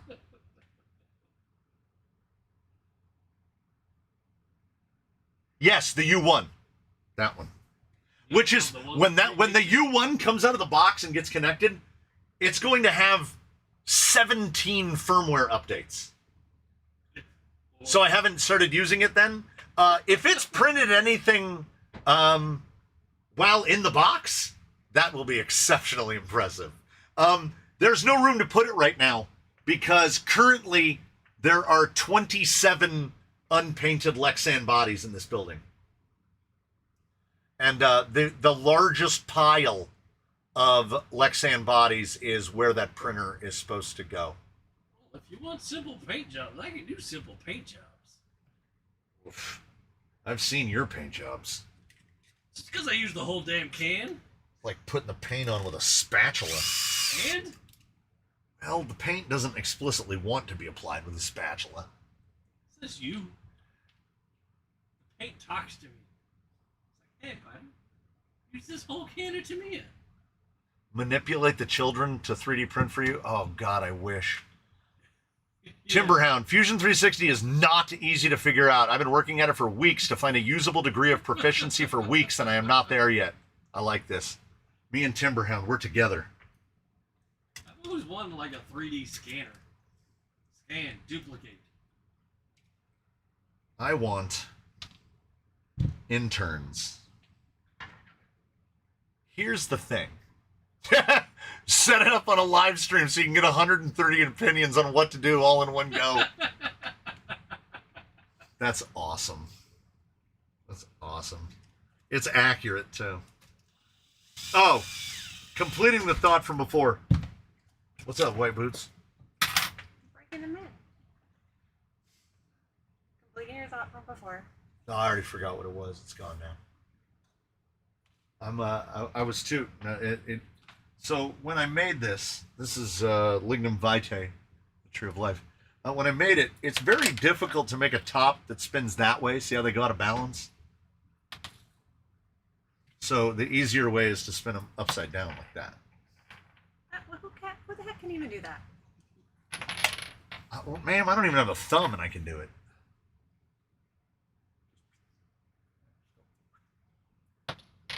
I did it! Look at that. Amazing.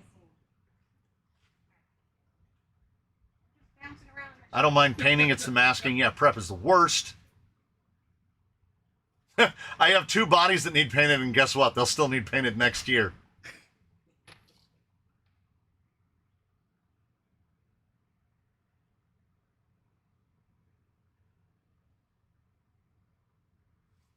Yeah, she's already gone. I would rather hand carve a body and figure out how to vacuum mold a body than learn the 3D stuff. Yeah. That'd be something to get into. Yeah. Do something actually I know that feel. that everyone can see. Because I feel like by and large, I guess I'm still analog, is what it comes down to. That's still spinning down there. It leapt off the edge. Just hanging out over there.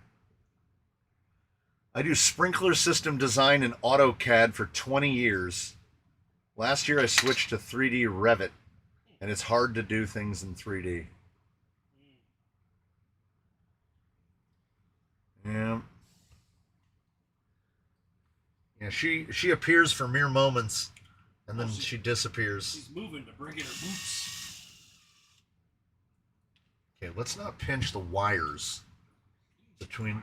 Let's not pinch the chassis. That'd be. You know what that'd be? That'd be great. Great. Did you see we might have a reliable way to get 20% off Injora parts? Tower is going to stock them. Oh, right.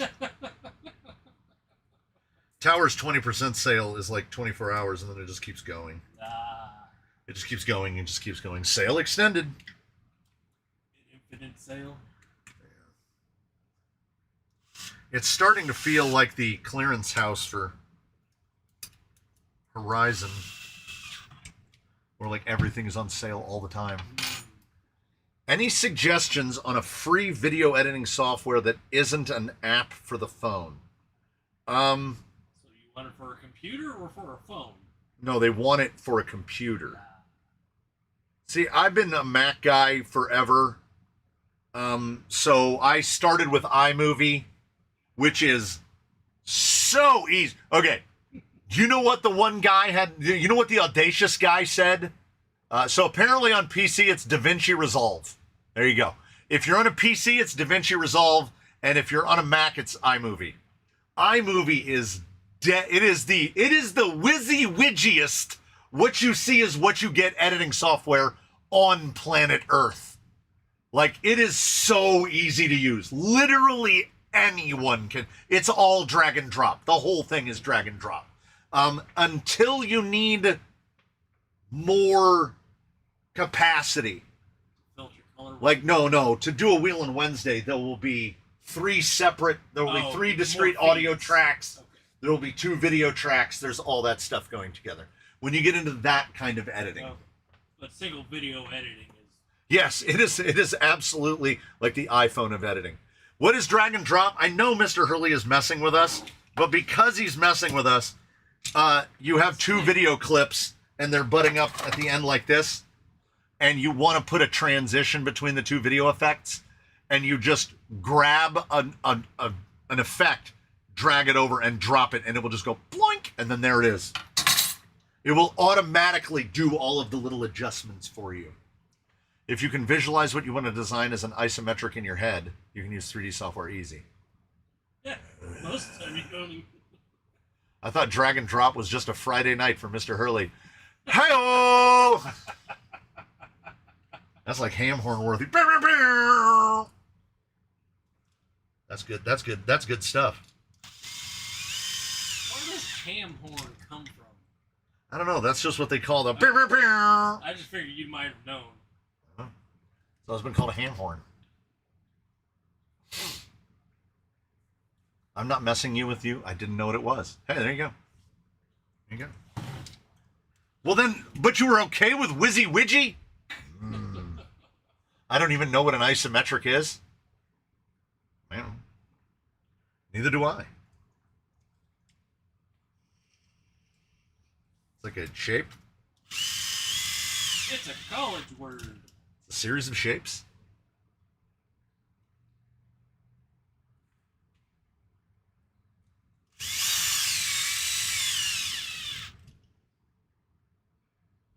It's going to be back together before we know it. Buy a 3D scanner and take others' ideas and make them better? Ugh. Gross. I refer back to the body mount thing that I had to make for the wife's anarchist. I'm going to build that exactly once. In the time it would take to render that in 3D to be made, I'll have already made it out of aluminum, and then I will never have to make it again. So this is a big part of the problem that exists betwixt me and 3D modeling stuff to be either 3D printed or CADed or what have you. Because I do not think in terms of production. I think in terms of, here's a thing that I need to make. I'm going to make it.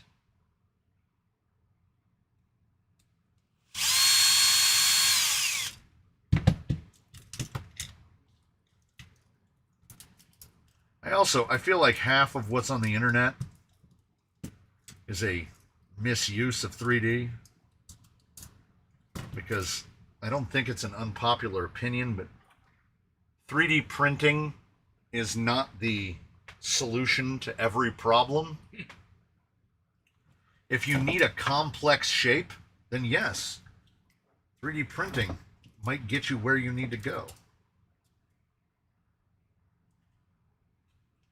But at this rate, y'all are going to talk me out of learning 3D printing software.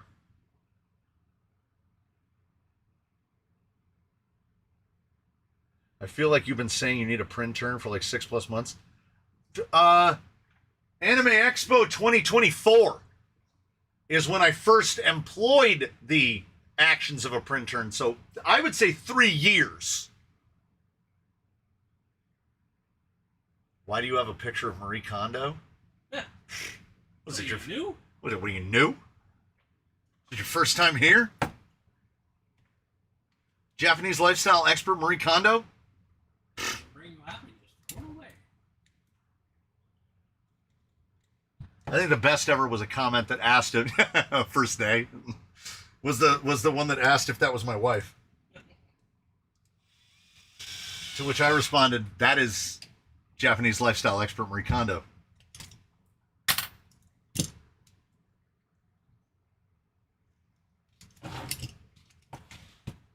It's good times. I'm not, and to make it better, I'm not going to explain it. She's been here how long? Well, if you know it's Marie Kondo, you should know it's Why do you have a picture of Marie Kondo? So if you know. Does anyone have an idea of how long has that laser of? I want to say that was one of the first things I did with my laser, was I lasered out Marie Kondo's face, as well as the Vault Boys. Oh yeah, I have a bunch of these too. If anybody's interested, I'm testing new laser settings. This is what happens when your laser settings are a little too aggressive. Some people might like that look. It's a little aggressive. We're getting a lot closer. So I just keep lasering these out until we get them. Like, these are all finished, painted and everything. These are like, laser might be running a little hot right there. Thank you, Benjamin, for the 10. I'm going to spend it on stupid toy car crap. So if anybody, Gorilla Design, you want this one? Yeah, just send me an email and say that you need one of these, and I'll send it to you. These came out like, I feel like I got the laser perfect. It did those perfect. That looks like those were typed out by a typewriter. And what's crazy is when you look at it really close, that is burned almost all the way through this. This is 6 millimeter thick. That's like 5 millimeters deep. I just keep turning the laser power down and down and down and down. Wouldn't that be better to just do one letter at a time on one big board? Yeah, well. It takes time. Oh, yeah, you got a nice. Oh, my God. The people on Instagram got positively knicker twisted to this. Woo, my goodness. They were. The salt level was extraordinarily high. It is a haiku. How did you twist their knickers? If your RTR can kill all of your hard lines and your lines are weak. Yeah. I agree with it. That is an objectively true statement. Nice to see you on both hands today. I thought Pepper was going to take one. Pepper seemed chill. I could use some of Marie Kondo's advice. However, I probably won't do it. I love my stuff. Yeah. Oh, here's the thing. Okay, here's a... Mike of the Fish House, here's the thing. Here's what you do. Stuff like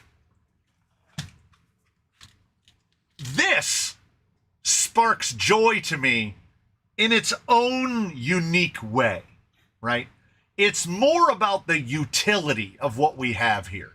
This is helpful for me to do this stuff.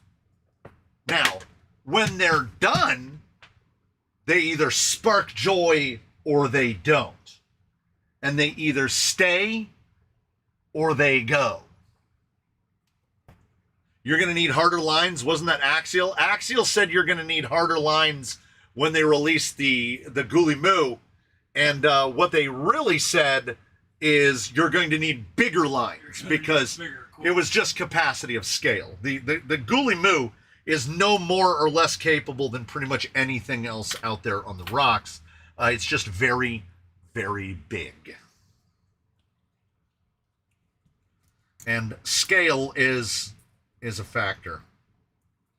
And I'll get pushback on that every now and again, and I say, okay, so you disagree with the objective statement that I'm making right now. How about you do this? Take your whatever. Let's assume they're driving a stance. Take your stance over to the 24th scale course and go drive your go drive your stance over where the SCX 24s are hanging out. Tell me if you find any of the lines over there to be challenging. And they won't be because your vehicle is enormous. And it's the same thing with the Ghoulie Moo. It's the exact same thing with the Red Cat Vertex 6. They will be like, oh man, this thing is murdering lights. I could never make it up this before. Sir, you have a 19-inch wheelbase and your tires are 7 inches tall. I drove my Vertex up a staircase. Really? No. Pardon me for a moment while I pick my bottom jaw up off the floor. Are you telling me that your rig with a 19-inch wheelbase that's like 2.5 feet long can drive up the stairs Well, do you know what would happen, sir? If I made a tiny little scale staircase where the stairs were only 1 inch tall, I could go up it in my damn SCX 24. Wouldn't that be amazing? I drove my SCX 24 up some stairs. Take your SCX 24 to your daughters, nieces, To the Winchester sisters. mansion. Take it over to her Barbie mansion. Drive that shit right up the stairs. Well, at the Winchester mansion, the steps are only like an inch tall. Yeah. Right up the stairs. But you know what? All things considered, I'm not here to yuck other people's yum. You know? What I am here to do is to yell, "Stop being an idiot!" when people make claims that are made as if we all operate in a vacuum where there are no variables. When what we do is nothing but variables. This is all variables. I've stopped driving 10th scale since I drove my Vertex 6. Okay. Really? Come back in 2 months after you've completed what you already completed in the smaller scales, which is I drove my 10th scale and I got to the point where I found lines that I couldn't conquer. Yeah. And instead of trying to get better, I'm just going to make my vehicle bigger. Yeah. I'm going to buy better. Well, then you get what you get. When the smooth brain guy in a shed calls you an idiot, reevaluate your life choices 100%. Claims like anti-squat is dependent on speed and weight transfer. For God's sake, I know what you're doing, and you made a sharp needle of pain go in right above my right temple. Like I felt it, like it went, nying. Oh dear God. My only response to that is, Shut up, idiot. no. It's simpler. It's simpler. I have the simplest response to the anti-squat arguments. Geometry doesn't account for velocity. The geometry of this rig right here, this geometry is an objective fact. You know what? Geometry's still there, man. Still there. Guess what? Still there. Still hasn't changed. Still has that geometry. The notion that geometry is at the whims of, oh, I'm doing 3 miles an hour now. Geometry straight out the window. If this were the fact, if this were true, then every time a dragster took off from the line, it would just shoot up into the sky and never stop going. Just right into space. Every Top Fuel dragster could go right into space. Top Fuel dragsters, if they didn't have anti-squat, when they accelerated, they would just pull an infinite wheelie. No, they set them up to No. They set them up to where when they accelerate, the nose end goes down. Yeah. Right. That's anti-squat. Okay. But we have people on the internet that says anti-squat doesn't work. Anyway, he's equating velocity with torque. Yeah. He's doing triple blind testing series to prove the rear riser is snake oil. We know what we're talking about. Here's the thing. Link risers can work. They do something. And here's how they can work. And it's very simple. My wife wanted me to ask you about Marie Kondo because that's one of her girls. Now why she is watching you when she has no interest in crawler 4x4s is another question. Why are you on her feed? All right. I'm breaking through. We're going to get up to 1.3, maybe 1.4% female audience. Woo! I'm going to take over the world. Marie Kondo is up there for the exact reason that she should be up there. Because she's the whole does it spark joy. Okay? What we're doing, everything we're doing, me, him, you, all of us, all of this is optional. None of this is mandatory. This is a hobby taken to an illogical extreme. Okay? When I build something, if I like it, and I mean just like it, I like This guy. I like him a lot. He has basically nothing special about him except for the fact that we beat the living hell out of him constantly. And he just has a job. He has to work. Listen to that smooth drivetrain. It has to spark joy. If it doesn't spark joy, why are we doing it? If you build a rig, and for whatever reason, maybe that rig does all of the things, but when you drive it, you go, Doesn't mean there's anything wrong with it. It means it ain't doing the thing. I have a Rhino UA1. It is so capable, it's kind of not fun to drive. It is so point and shoot that, like, what's the point? All you try to do is find something harder and harder and harder and harder. And then, for any of you, and I assume some of you are there at this point in our collective subjective experience, if you get to a line, you know that feeling when you beat that line, when you've been trying to do it and do it and do it.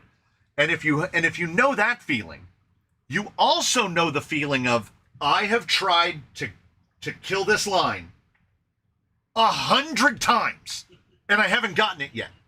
And it's like why they say don't tease a cat with a laser pointer, because they never get that feel. They can never catch it. They can never catch the laser. So inside them, they start to go a little crazy. And if we go out there with our tiny toy cars that go slow, and we never manage to kill the line, we start to go crazy. And I think it's cumulative. Then you just bring your UA1 out there. Kill the line. I've heard Too Good drives people back to Class 0 rigs. I call that the crawler's paradox, which is you keep making the rigs more and more and more and more capable until eventually your abilities are secondary. And then what happens is you end up like that lunatic. There's a lunatic in the chat right now, guys. Watch it. Be careful. They live somewhere over in the mythical land of pants. They basically don't run any tires that are bigger than 4.19s. They would prefer life on 393s and 376s. They put leaf springs and hard bodies on everything, and they go out in the woods and they torture themselves. And if that's what does it, that's fantastic. If the only thing that does it for you is $3,000 deluxe MOAs, then do that. Do it. Yeah. Right? Whatever passes her test, bam. And if it doesn't pass the condo test, it goes right down to her, right there, the Frost Princess Elsa. Because what did she sing a song about? Let it go, let it go. And when you let it go, you let it go in its entirety. Not only do I not regret all of the rigs that I've given away, the rigs that I've built for people, the stuff that I give away, never have I regretted any of it. What I have done is forgotten all of it because I let it go in its entirety. When this is gone, I will forget that I ever built it. And at some point in the future, whatever distance away into that future might be, I will probably accidentally build another one. Yep. And then be like, huh. Yeah, Cool, I don't like this one very much. What's it like having something that murders all lines? So what it's great for. This is why Mr. Hurley needs one. Here's what we're going to do. Let's try to do it this year. Mr. Hurley can't see color. Mr. Hurley can't remember when his birthday is. Mr. Hurley works too hard for not enough money. He's a fairly common example of a veteran thrown out into the world to do his stuff for him. Here's what I want to do for Mr. Hurley before 2026 is over. I want to build Mr. Hurley an anarchist. I'm going to talk to the two guys over at Punks and see if I can get a deal on it. It doesn't matter what color we make it in, because if we get green rails, they'll think they're purple, and if we get purple rails, they'll think they're green.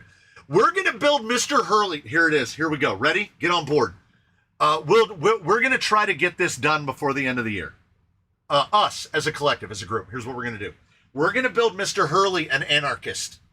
Probably an anarchist closer to my anarchist than closer to my wife's anarchist. And we're going to send it over to him. And I'm going to make an effort. I'm going to make a concerted effort that no two components are the same color. I am going to ask the guys at Punks if they can send me 2 different color chassis rails. Yes. Like, can I get like 1 green rail and 1 red rail? And then it's going to have 4 different color wheels on. We're going all the way. We're going the Mr. Hurley Colorblind Special because Mr. Hurley needs that rig that he can take out and make all of his buddies that go crawling with him look bad. That is what line slayers are good for. Porter says, line slayers are boring. It's too easy. I have way more fun with my Forerunner stock than axles and when axles and bumpers get in the way. Yeah, but if you have that, if Mr. Hurley goes out there with this, he'll say, hey guys, follow me. And then he'll drive up a line that no one else can go up. And that in itself is a fantastic feeling. Did we all, I mean, how good is, it's like it's on bags. So good. Oh, by the way, I gotta hold on. You ready? So, remember when I said I reconfigured the geometry? Dun dun dun dun. Dun dun dun dun. Dun dun dun dun. Dun dun dun dun. 185 Hurley Quinn. It's already got a name. It's already got a name because Harlequin is the different colors. Yeah. And his name is Mr. Hurley. I'm afraid that it's Hurley Quinn. Now you gotta write it down. Watch Mr. Hurley just be the burner account for the Toyota guy as he scams people on the internet and to get him free stuff. That is the best. That might be the best callback that has ever appeared in a live stream. That is a fantastic callback. Just send him spearmint and the members will replace it for you. No, spearmint is too color coordinated. And the wife loves that it's green. It must be mismatched. I don't think I'm a Toyota fan. What? Who said Toyota? How dare you? Time-relevant salutations. Late on parade, but we're up north for a comp, staying at a B&B. Ooh. Oh. Someone's being fancy. We're just jealous. Yep. That's all. I think what we've done is it moved the Geo ice cream themed paint scheme. Oh my God! I'm painting the body to look like an ice cream sandwich. Black on top, white in the middle. The Hurley Quinn is gonna be ice cream themed. Oh man. Woo! This is better by the minute. Get some sprinkles, glue them onto the body. And we've got like $75 contributed to the Hurley Quinn. You have no choice. It's free, Mr. Hurley. That is correct. That is correct. He said that he doesn't like. Oh, Toyota guy. Oh, okay. Yeah, no. So we had a guy that said named Toyota guy that was upset because you had to be a member to win the members giveaways. Because he likes to cruise around the internet and try to find stuff being given away for free. Yeah. And I was like, oh, how very kind and thoughtful of you. Yeah.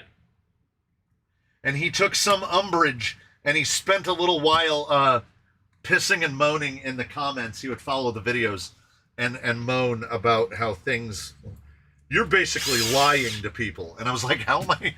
I'm not saying it's a free giveaway. How am I lying to people? But in fairness to Toyota Guy, I do put members in front of it now to eliminate any misconceptions. Now, what is not members? Hold on. Wait right where you are. Wait, hold on. Don't move. Box of unwanted treasure. Fresh from, hey, and look at that, another 45. We're half funded.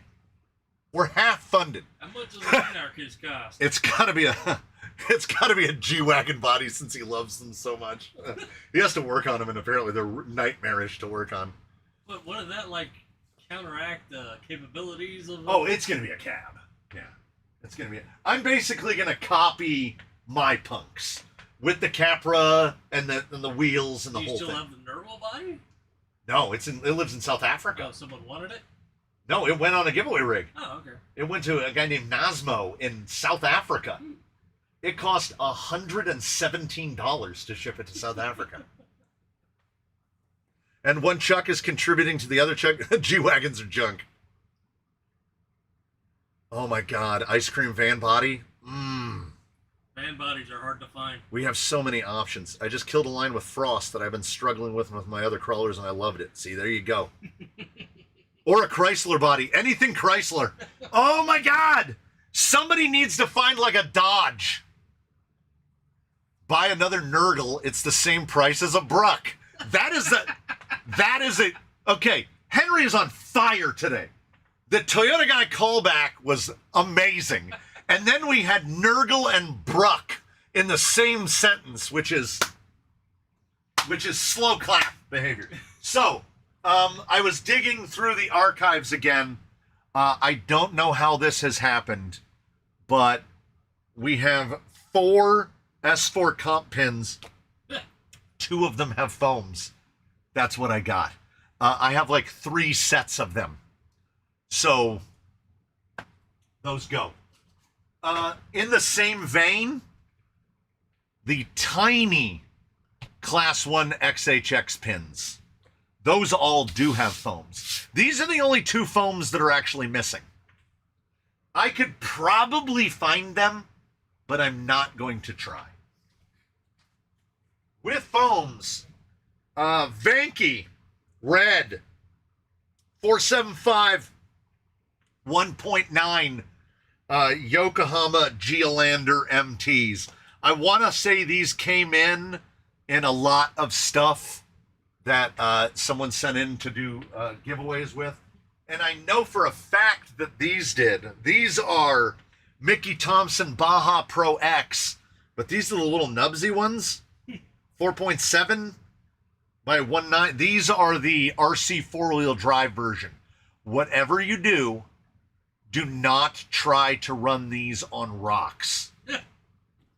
Those are unequivocally the absolute worst version of the Baja Pro X. Those are dirt tires? Those are dirt tires. These would probably be amazing on a full trail rig, like doesn't go on rocks.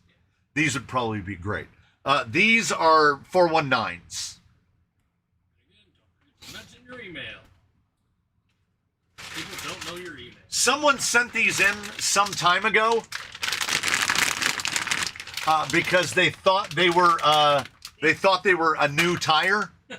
They bought me some Rowdies. The full bore 2.2 big Rowdies. I do not have anything to put those on. These are sealed.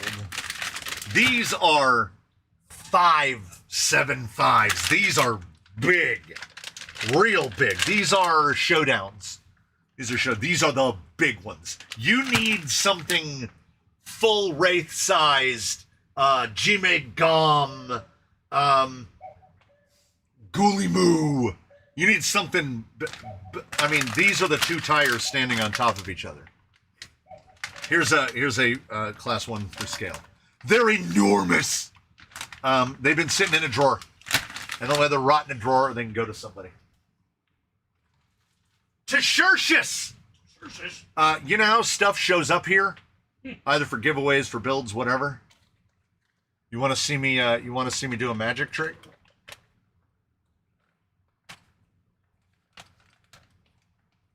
To Tertius. Identical. Identical to what? 2 identical sets of wheels. Ah. Completely identical. No names, deeps. They're oil slick on the deep. These screws See these screws right here? The problem is not, what are the loser? Though they are Duratrax showdowns. Those are showdowns. What's the size on the trail tires? Which ones? These 4.7s. They're pretty short. They're pretty short little guys. And when they arrived, they're vented through the sidewall. So if you wanted to not vent them. Oh, yeah, no, they're 120. Yeah, these are 475s. Those rims look nice, but you stripped those screws out. These? I don't think I did. You were mentioning something about the screws. The screws don't do anything. The hub is fixed. The hub is fixed to the wheel. So you can take these screws out. They don't do anything. They're just for appearance. Yes, Deepwoods are champs. Rowdies are showdowns. So there's those. They fit fine, but you can't change offset. And you know how I am. If I can't change offset, then what am I doing? Well, I mean, you have one those hot stores that you loved. Yeah, they're all worn out. They went on a giveaway. And then, to anyone still embracing the oldest of schools, we've got AR-45P. That's an SSD diff cover. There's no internals. There's no portal boxes. There's nothing. It does have the G-Speed brace on it. All right? So you can't break that. It has the matching rear with the SSD cover. No extra. This is what you get. Housing only. 2 housings, because I put the trail. I took all of the guts out of those and put them in those trail gear housings. I would recommend the trail gear housings to anybody. Realistically, if you have something that has AR-45Ps and you have the ability to access trail gear housings either from Jenny's or waiting another month or so until they're available. Actually, didn't it move back to like October? Whenever Horizon decides to give them to us, they are really nice. And look what I found in a bin. We broke that mount off so many times. We were keeping spares, and then finally put the G-Speed. That'll prevent that. You'll never break it. It won't break. So, if anybody needs some AR-45P housings, there you go. So there's all this stuff. All of the usual rules apply. I don't want to spend money to give these to you. So cover shipping. Throw in a couple bucks for the Canyon. That axle package has to be 4 or 5 years old. Yeah. Yeah, it does. It does. The guy who is now Diablo was like the 4th or 5th vehicle that came in here when you bought the JLU kit. There were not many rigs here when that JLU showed up. It's in one of the first videos. Yeah. I think it's in the second or third video. Yeah, one of the first ones, yeah. You only had the Traxxas. Oh, so it was like the second one? Yeah. It might, yeah. These might date back to early 2021. And it's been in this bag ever since. My wife broke that mount once and split the housing in half twice. But look at the deal. You have a rear housing with an SSD cover, a front housing with an SSD cover and the brace, and a backup housing. Are the trail gear housings suitable to swap over on the Coyote? Yes. Yes. And they are nice. The pumpkin is a little chunky, but they are nice. Well, if I can access them. Oh, he's right there.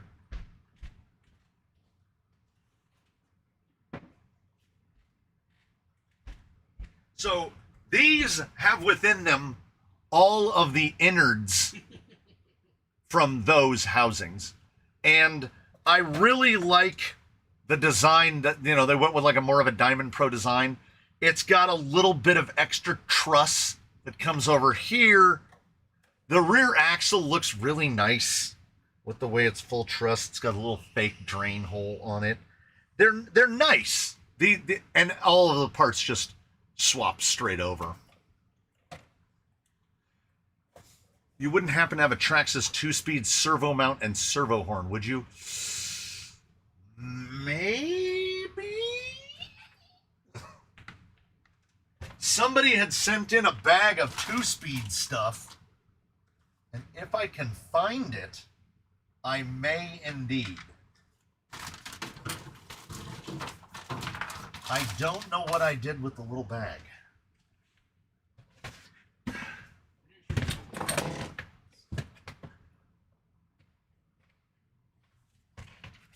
I have an AR-44 build kit. Where you could build an FR complete axle, but only one. Yeah, that's how a lot of them do it. The Element axle kit is the same way, where it only includes the full parts to build one axle. When all of us would be much happier if they just charged us $20 extra and gave us the parts for 2 axles. Wouldn't that be nice? That would be nice. Well, so that you can build. Yeah, they give you like all of the parts to build a complete front axle or all of the parts to build a complete rear axle. Oh. So basically what you're missing is the ring and pinion, a handful of bearings. Not a lot. It's about $20 worth of stuff. So why not just sell us an axle pair? I'll take the S4 pins and a set of wheels. You have my address on Discord. My name's the same there. All right. Wife wants to know why you don't have closed captions so she can watch at work. I don't know how to turn it on. Technology. Oh, live doesn't allow closed captioning. There you go. I hate to ask you, I'm not sure. Did you ever check to see if you had a spare rail and cross members for TRX4 that won't be taken away from the stockpile? Okay. I definitely have rails. I have rails for sure. What I can't find are my TRX6 rails. So when you say cross members, I assume you mean like servo mount, the little Archie guy, these bits. Like how complete of a JC Chazé are you looking for? I think in terms of stock towers, okay, there's a front pair. I think in rear pairs, I might only have plus 12. I don't know. Like, do you need body mounts? Like, how much of it do you need? I'll email you on the tiers for 2-speed parts for the trail tires. Airmain doesn't even offer the servo mount otherwise. Endura makes one, but it's also hard to find. My axle kit is still new in plastic, and I just ordered the housing, another ring and pinion, fast eddy bearing kit. Yeah. Yeah. Lately, I've defaulted to the Mias offset axles. Can I holler at the top of my lungs? Same! It's just so easy. It's just so easy. $100 for 2 complete axles that come with weights. Like, how do you not? Right? It's just easy. Oh, you know what? That money won't deposit into my account until for just under a month. Not quite a month. I'm gonna buy the first bits right now.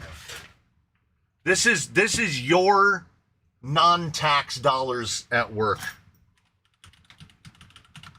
Because some of this might stuff be on, let's see. Oh, no, look at that. On Prime. On Prime. Not on Prime Day sale, though. Boo!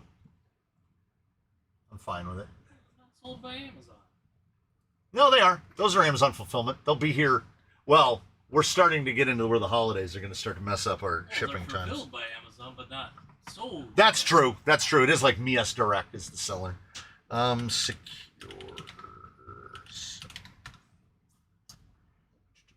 I thought all the Amazon Oh, sure. The combo is now currently unavailable. I got to spend an extra. No, actually, I think it's cheaper right now because the motor is on sale. Oh, yeah. So you can't get the combo. The combo is $88, but the speed control is $48, and the motor is $33. Yeah. So it's actually $6 cheaper. To buy separately. Yeah, I'm going to order that stuff right now. So you don't forget about it? Yeah. Need 4.19s or 4.25s for a mini. If you want, I can print the inserts. Did I miss something? Inserts for what? You know what's sad is my TRX6 has probably been out half a dozen times. It just sits on the shelf and looks pretty. That was kind of where I was starting to end up. Are you selling the stuff on the bench? No, I give it away. You send me an email, you pay for shipping, you get the stuff. So did he ever say how complete he wants the chassis to be? Did I miss it? Organized chaos. No. Yeah. All right. So I need that and that and that. What else comes off of Amazon? I probably already have a servo. He's not getting a radio. He already has one. I'll set it up with a radio link receiver because I know he has radio links. Oh, that's for the early build? Yeah. Early Queen? Yeah, just let me know how short you are on the rest after they're contributing. You know what? I'll order a couple receivers. What about that chassis you were working on today? It's a rail swap. You mean that's a rail swap? Oh, if you want 10 Pro. if you want 10 Pro rails, these are $20 on Amazon all day long. Just search for SCX 10 Pro rails and these will come up. And you can get the Mia skids and stuff for like nothing. This guy is something completely different because I realized we don't have a 10 Pro class 1.5. So I have to build two 10 Pros. Well, that aren't 10 Pros. Like, the only, like, rails, the only part of this thing that is 10 Pro is rails and the FMM. That's it. Oh, wait, no, parts of the sliders. So we have a couple pieces. Oh, that link is bonking. That link be bonking. There we go. Ooh. Yeah, because Ooh. curiosity, how much is an anarchist chassis? 115 for the That's chassis. pretty damn cheap. It's not too bad. It's not too bad. Put some shocks on it. Probably 2 mods. It'll probably go That 2 comes mods. with like a gearbox and all that? Nope. You choose which gearbox you want to put in. Oh, What I need a gearbox gearbox. you thinking? OD3. Always OD3. Whoa, wait. Hold on. Do I have one? Might not need to order one. Exactly. Damn, I only have 2. Yeah, I have 2 OD3s. Okay, so I don't need to order that. And did you have the servo for it? Build a 10 Pro, but don't use that body. Have any Fly Sky receivers? No, I got rid of all my Fly Sky stuff. I got those rails, but I don't like the shock mount points. Keys, man, key it up. Key it up. I don't honestly have a problem with the shock mount. And if y'all watch the first episode of Cab's Invitational, the 10 Pro ran a 0. So, by the way, you missed some really good obstacles at CDM last Wednesday. Yeah, I mean, I'm sure it's been said before. What's the email? crawlercanyon@gmail.com. Everything to one email. I think we'll put these in this repurposed Mia's box because I think they'll fit snugly. Snoogly.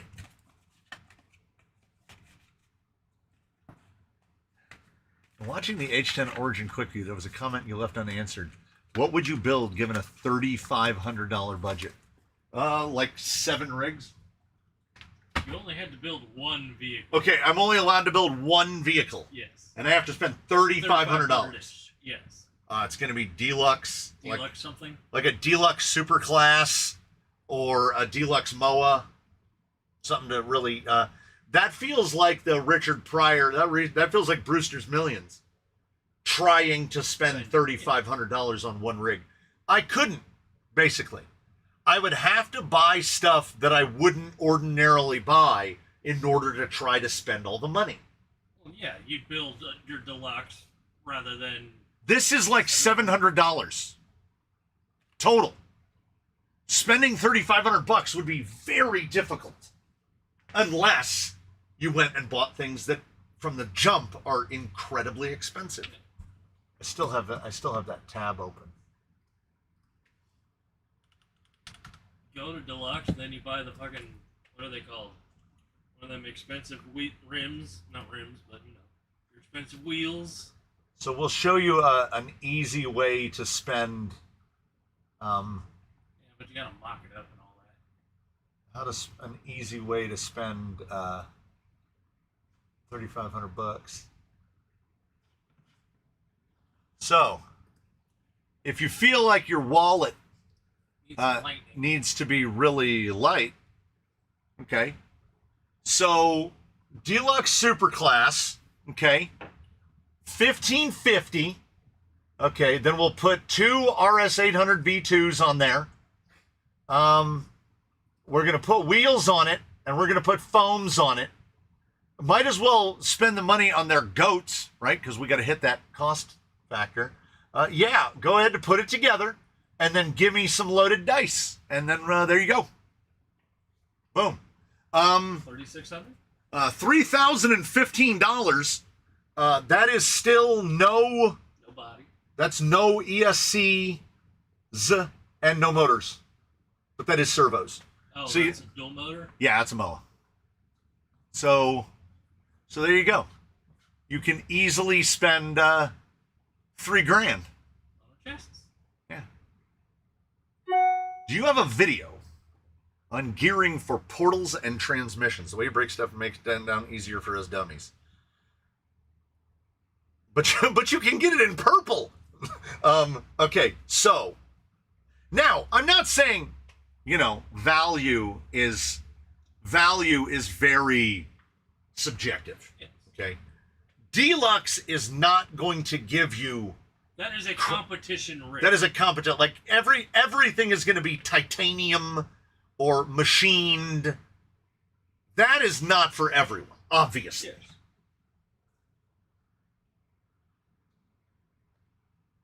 That's half of what I paid for my 7.3 liter diesel Super Duty ambulance. Yeah. We're not saying that it's a good idea. We're saying that it's out there. And also, I bet many of us know at least one person who has spent 500 or more American dollars on a single golf club.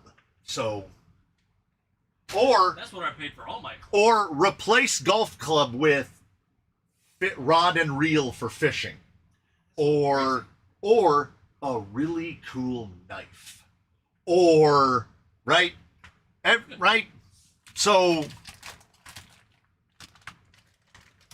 $3,500 is more than I paid for my military surplus Hummer. All these people find all these fancy finds. Or a really young girlfriend.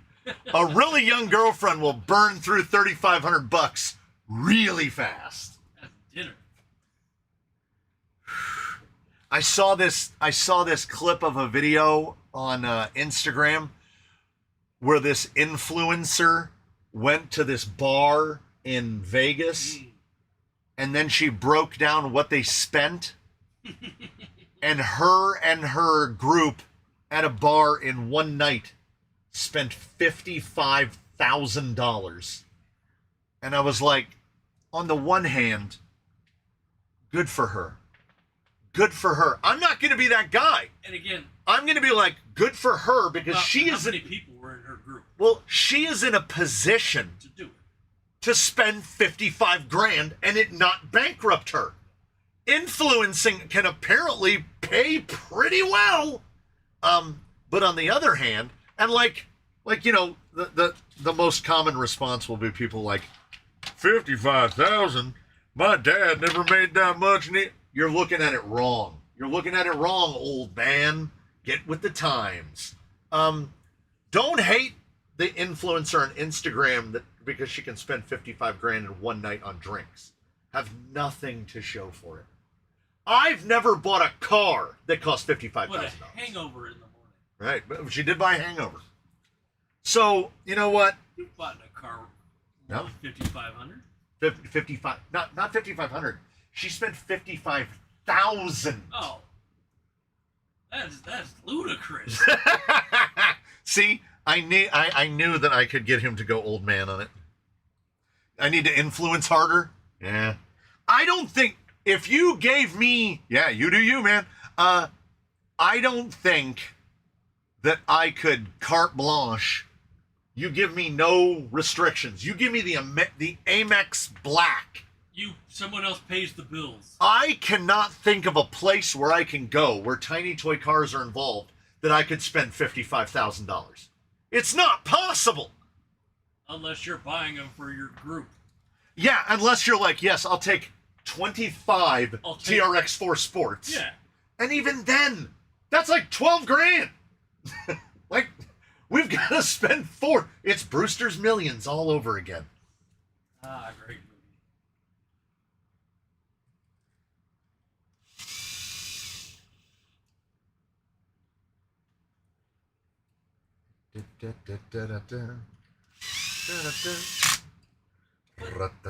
How many people were in her group that she's buying drinks for?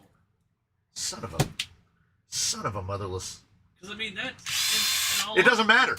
It doesn't matter. That's 55 bottles of Cristal. Look and listen. Use your eyes to look and your ear to listen. If she was there with 100 people, that's $550 per person. Could you personally drink $550 worth of liquor? I can drink a half a bottle of Chris. Those things are grand a pop. See, I'm living in a different realm.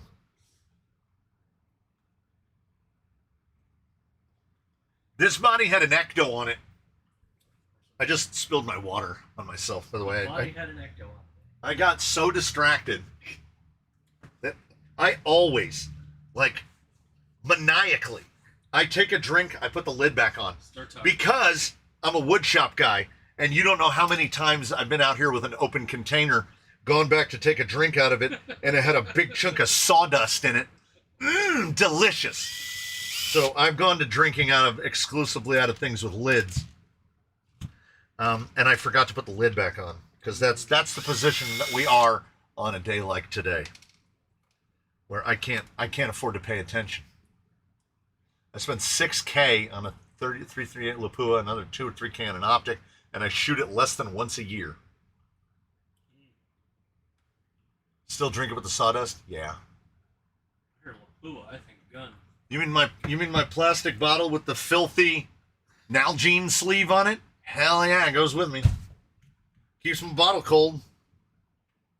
But the microplastics! I figure at this point, I'm like... people talking about, like, bags and stuff I'm like that? 40% microplastic. Oh, yeah.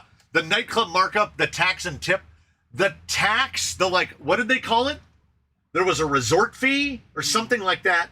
And then there was some sort of, like, table charge. The table charge was like $6,000.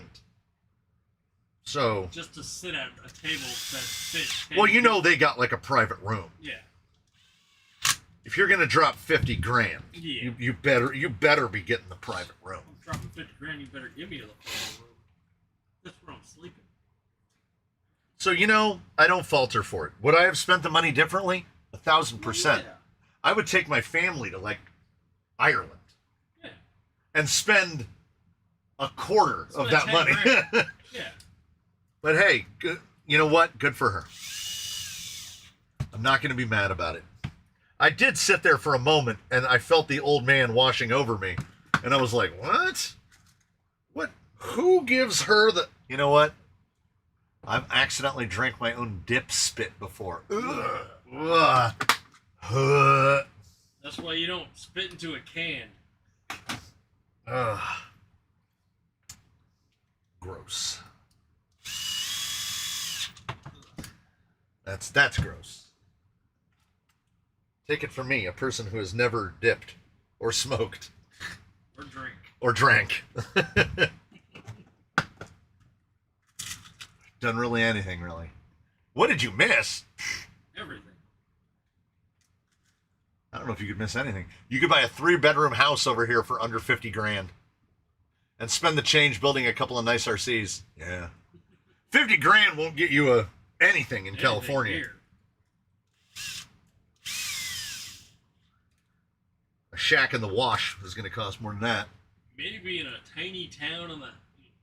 I stopped dipping a long time ago. I just smoke 2 packs a day now. Mr. Hurley. Mr. Hurley. I don't want to be the one to tell you this, but I feel like that you're not moving in the correct direction. You exchange the potential inevitable mouth cancer for the lung cancer. For the lung cancer.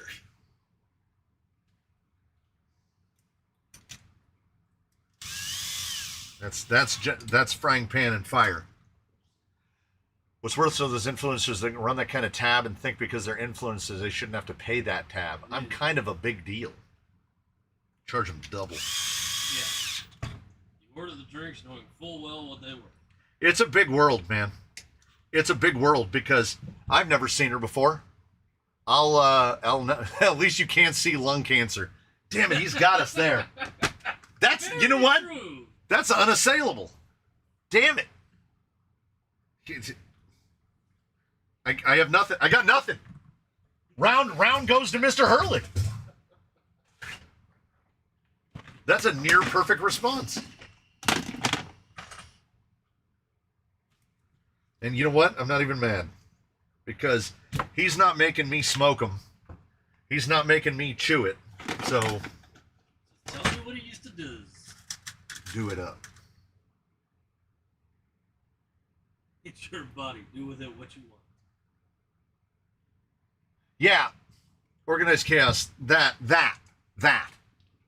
They give free stuff.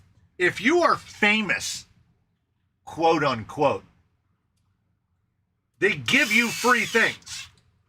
You don't need free things. You're rich. Yeah. Well, that's how you stay rich. That's how you stay rich. They give you free stuff and you don't spend your money.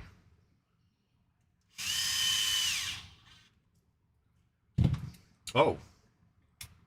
Well, that's not tightened down at all, is it? Nay, sir, nay. Hey, that firmed right up. So, it feels like it moved the wheelbase just a there's a screw missing. At 46, I finally kicked every addiction. Caffeine, nicotine, weed, strange being straight edge after a life of excess. Congratulations. Hell yeah. Hell yeah, brother. I've weaned my caffeine down to I have a cup of tea every morning, which I think implies maybe I think my addiction, which it was, to Dr. Pepper, I don't think it was the caffeine. I think it was the sugar. I think I wanted the sugar because I lost it in one day. Could never have soda again. And I drank iced tea for a couple of years. Every once in a and now I literally have one mug of Yorkshire Gold first thing when I wake up in the morning, and that's the only, every once in a rare while, if we go somewhere where I know they brew a good cuppa, I will have a glass of iced tea. But typically I'm old and cheap and I'll just be like, I'll have water, thank you. Just a water for me, thanks. I have a lot of leftover bits. A lot. Yeah, Yorkshire Gold. I was a PG Tips man. I was a PG Tips man for years. And then they took away our pyramid-shaped bags. And then B, they changed something because that tea, even the PG Tips Gold doesn't taste as good as it used to. I'm Yorkshire all the way now. I buy the giant bags of it. And I store them in a jar, in a glass jar, hidden away so it never gets touched by the sun, so my tea doesn't go stale on me. Tetley is fine for an everyday tea.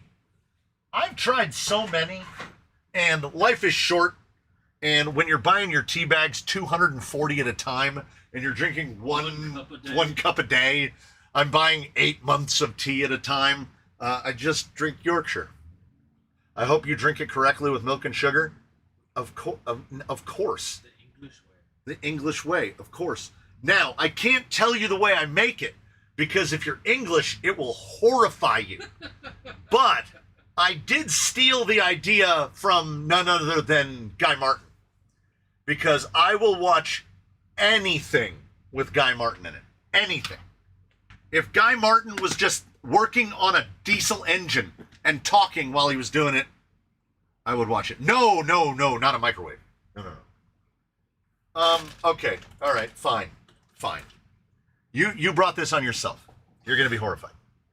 So, splash of milk goes in the bottom of the mug, and I drop the sugar into the milk. Right? Mr. Hurley, you'd like Guy Martin. The kettle is going over here. I take my mug that has a little bit of milk and sugar in the bottom of it, and I put it in the microwave, and I microwave that for 30 seconds. And when it comes out, I grab the mug by the top, and I swirl it like this. I set it down, I drop the tea bag in that, and then when the instant kettle clicks off, I fill that up 5 minutes steep, because in one episode of Guy Martin doing something, he'd said that he believes that if the milk and sugar go in first, it forms an emulsion. And I thought, you know what? I'm going to give that a try. And I gave that a try, and you know what? He's right. He's absolutely right. I feel like the tea tastes smoother. Like, you know, there are the people that say never squeeze your tea bag, never squeeze out your tea bag because it gets the bitterness out. The tannins come out. I wring my tea bag out. And I think it's because I put the milk and sugar in first. Milk and tea feels like ice cubes and milk. It's probably fine, but it feels wrong. Yeah, see, always squeeze the bag. Well, I mean, you put cream in your coffee. It's the same thing. Oof. I like country sweet tea on ice. Does that count? Ice swirl. No, clockwise. I'm a clockwise guy. Sweet tea. I have had proper, like, actual sweet tea one time. How is the South alive? Yes. That is sugar. How do you guys have teeth? That is like, you say soda is sugary? Sweet tea is like drinking syrup. Yeah. It's like drinking corn syrup. I do my milk and sugar first, but not microwave it. Just put the tea bag in when the water's boiled. I'm telling you, dude, if you heat up the milk, it pre-melts the sugar. I don't want to go back and try to do liquid gold. Sweet tea will give you hyperglycemia. When they bring me tea, here's what tea is. Tea with ice. That's it. Brewed tea with ice. No lemon, no sugar, no nothing. But the sweet tea is good. Not good for you, just good. It's so sweet, though. Can we discuss steaks? I'm a ribeye man, medium rare. Oh, I'm not hating on Southern sweet tea. I don't understand how you people are drinking it. It's so sweet, and I love sugar. I love sugar, but my God. Now, there are places out here that will give you sweet tea. No. It's black tea with sugar in it, right? I can make that. Sweet tea is a whole different thing. It's like at home, I will make myself a fake Thai iced tea because I don't use condensed milk.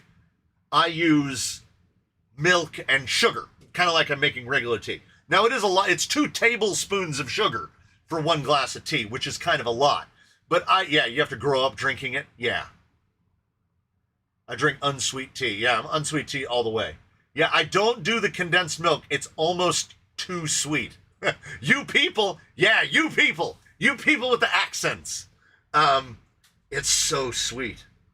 And I've tried it multiple times. I can't do collard greens.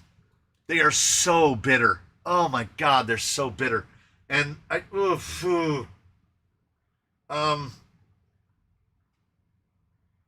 But the other stuff is fine. You know, fried chicken, barbecue. I've tried. Got to be proper full-fat cow's milk? Yeah, I'm like a 2%er. There's a new tea brand where you don't add sugar, you just steep it longer and it gets sweeter. I know, like, some tea has sugar in the bag. Mr. Hurley says, I've got no accent, everybody else does. I've heard you in a video, Mr. Hurley. You have an accent. You definitely have an accent. This will most likely, because it will be finished by that time, this will be the giveaway for July, which should be in the second or third live stream of July. Just buy like 15 H10 Origins for everyone. Yeah, that'll get you right through that. Get you right through that 55K.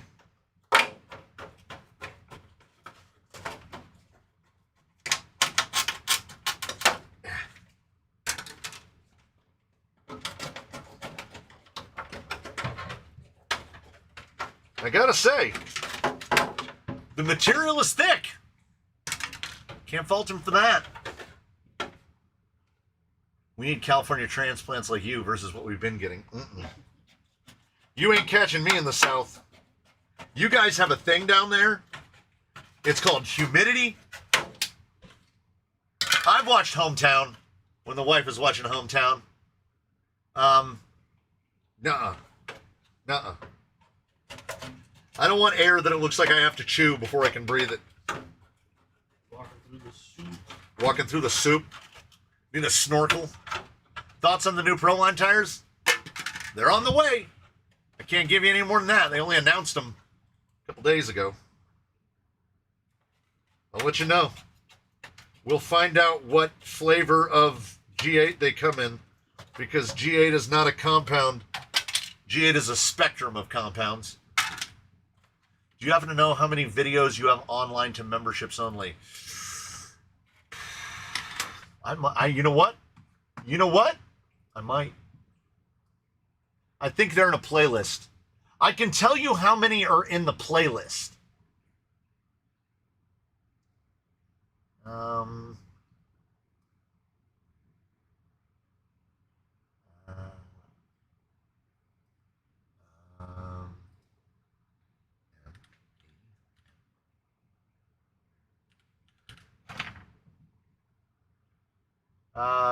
Probably around 50, I would say, total.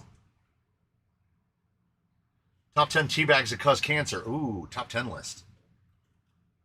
You live in it long enough, you get used to the humidity. No. Disagree. You can't say that to someone who lives in the desert, unless you have also lived in the desert. The only thing keeping this building cool right now, and it's probably, what, 90 outside, thereabouts? Ish. The only thing keeping this building cool is air blowing through a curtain of water. But think how much more efficient your swamp cooler would be? That's not how that works. No. It's the opposite of that. Spend more. I spent a year and a half in the desert. That was a different desert, Mr. Hurley. You were just visiting that desert. I don't want to go to that desert. I went to Arkansas for vacation. I don't know how anybody gets used to humidity like that. Yeah.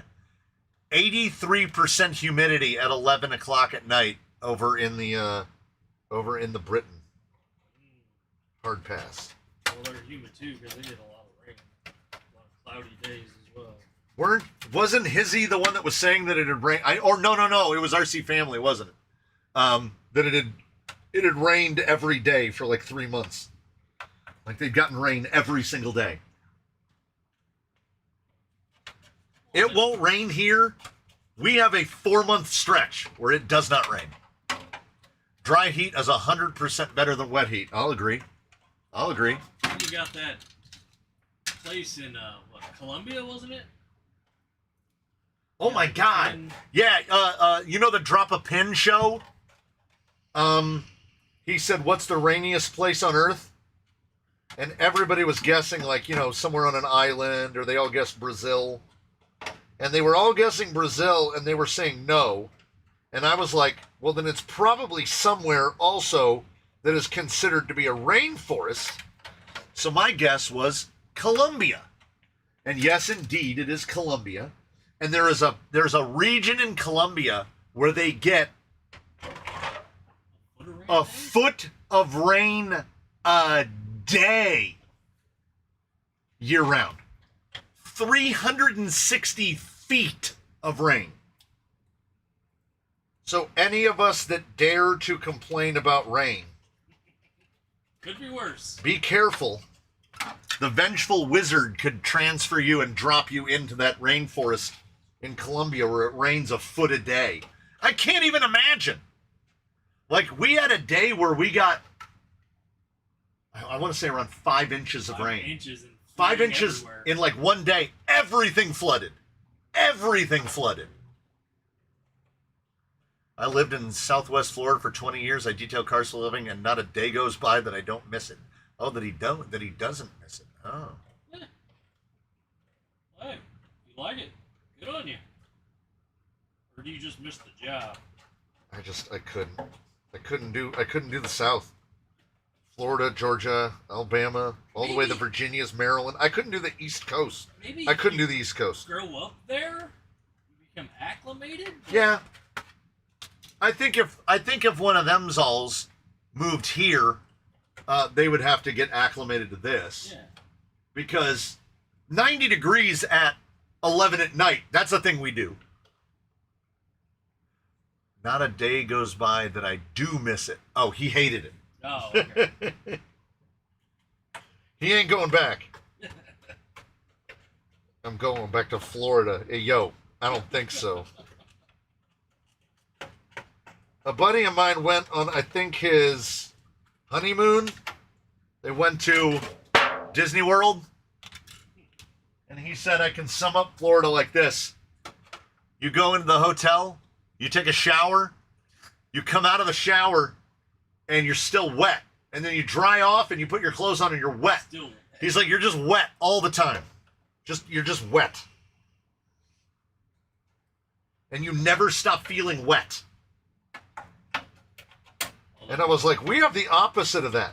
It will get so hot here in the summer, you can't get wet.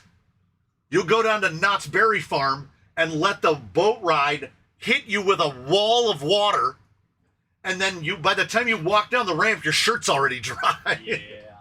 And that's in Orange County.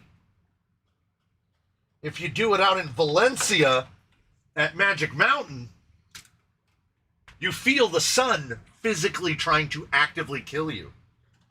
So the Mias, they're not bad. The thickness is fairly consistent. It gets a little hot down at the bottom. Now, did the Discord point out the fenders, or? Okay, so I was trying to point this out to Valencia. I was trying to point this out to that guy. This is weird, right?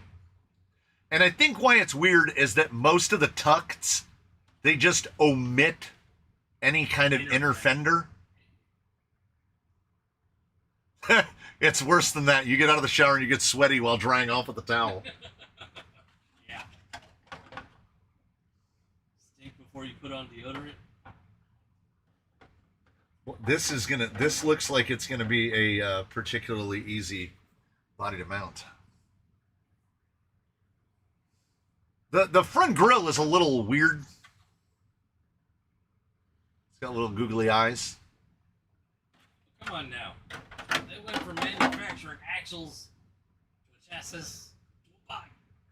Give me something in the Midwest, slightly north, say above Kentucky. I'd rather be cold a couple months of the year and be able to add a layer than be in Florida. Period. You can only take off so much. That's true. Well, and then again, in like places like Mississippi, they have houses built on stilts. If you're near the river. Yes, this is whatever Mias is calling this. If they're calling it the Coyote, then it is that. We're gonna double up the Mias. Cold is evil. That's some big tire scrub if they're running that angle. Yeah.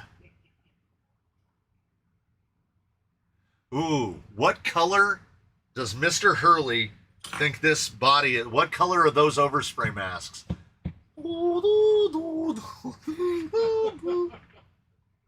Well, we were looking around at all the other tucked bodies, and the only one that actually has these is the Stance.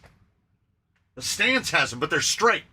They're not angled like that. What new Proline tire? Proline is coming out with the Chisel 2. Not nearly the size of an OG Chisel, but...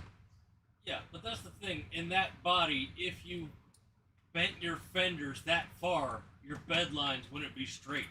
Right, but you would just omit them, is what I'm saying. Yeah, basically you just cut out your whole bed and just... Yeah, just cut the whole bed out. Yeah.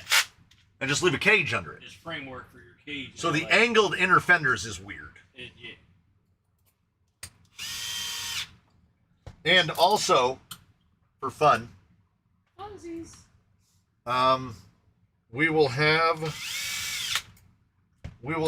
the young one attack the paint on this. They'll do the full pick. I will say, what color do you want for the base? And then what are you going to do? You know, then they'll do something. All right.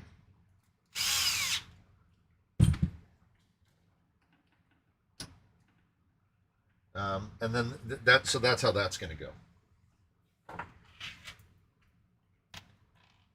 So we'll find out. This is July giveaway. This will be you need to cut the inner bed out now and let it flop around. Actually, I mean, there's not. If it wasn't for where the body mounts are located, Yeah. you could cut that bed out and it would be just fine. Build yourself a cage for the Build bed. yourself a cage. Well, whoever ends up winning it, they're more than welcome to do that. It is going to be hard to beat the lizard. That's true. I've really seen a seafoam green crawler. That Lexan is already part of the way there. More meme body paint jobs? Ooh. I wonder what meme the kid could do. You have to find a more popular one. I think the most... Well... Lizard. I saw a podcast. I do think that they should require some sort of a license for having a podcast. Some people shouldn't just be allowed to have microphones. There's so many podcasts. My God, are there there's too many podcasts. Netflix has a category for podcasts. The kid in the car seat looking at you weird, or what? John Pork. Oh my God, we can get the kid to do a John Pork on the hood. The "This Is Fine" meme with the fire. Oh. Ice cream paint job. Oh, I can't wait. I can't wait for the ice cream paint job.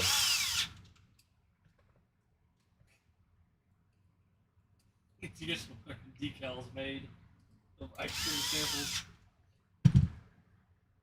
Strawberry shortcake and I'm looking forward to it so the much. antler foot.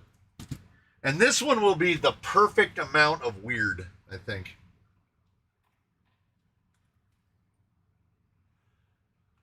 I recently narrowed a set of RC 4-wheel drive Baja Pro X by 1/2 inch. That's... Congratulations. I mean, that's a use of free will for sure. Man, when I tested those tires, man, they're terrible. Why ice cream?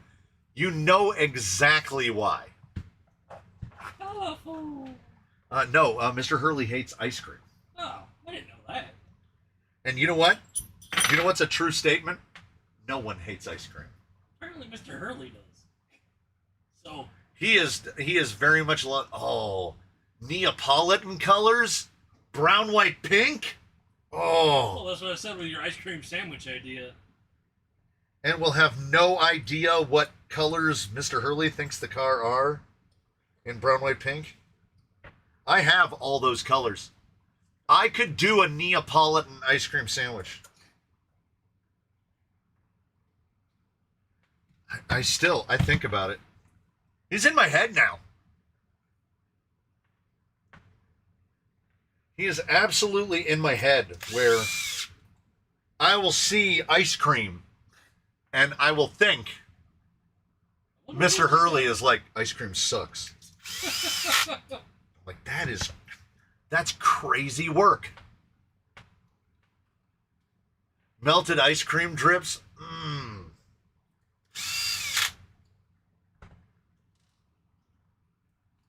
Faux jimmies and glue them on. Just put some sprinkles on it. Well, you could do it with like glitter paint. So like get the glitter paint down on there. These the wheels and tires, I should point out, are courtesy of the Sawtooth. The Sawtooth sent these in.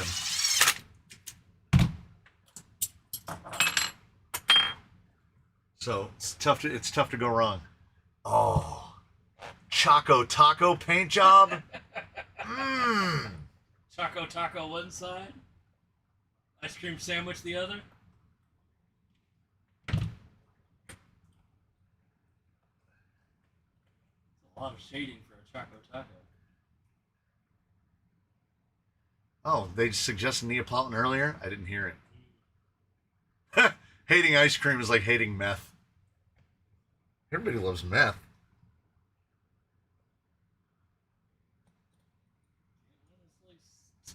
Say, I've never given it a whirl. That's right. See, you can't hate meth. You haven't tried it. And I bet if you tried it, you'd be like, you know what? I feel amazing. Great!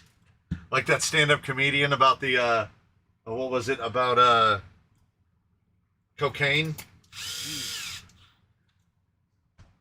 And he was like, you've destroyed your life. Look at you. You're ugly.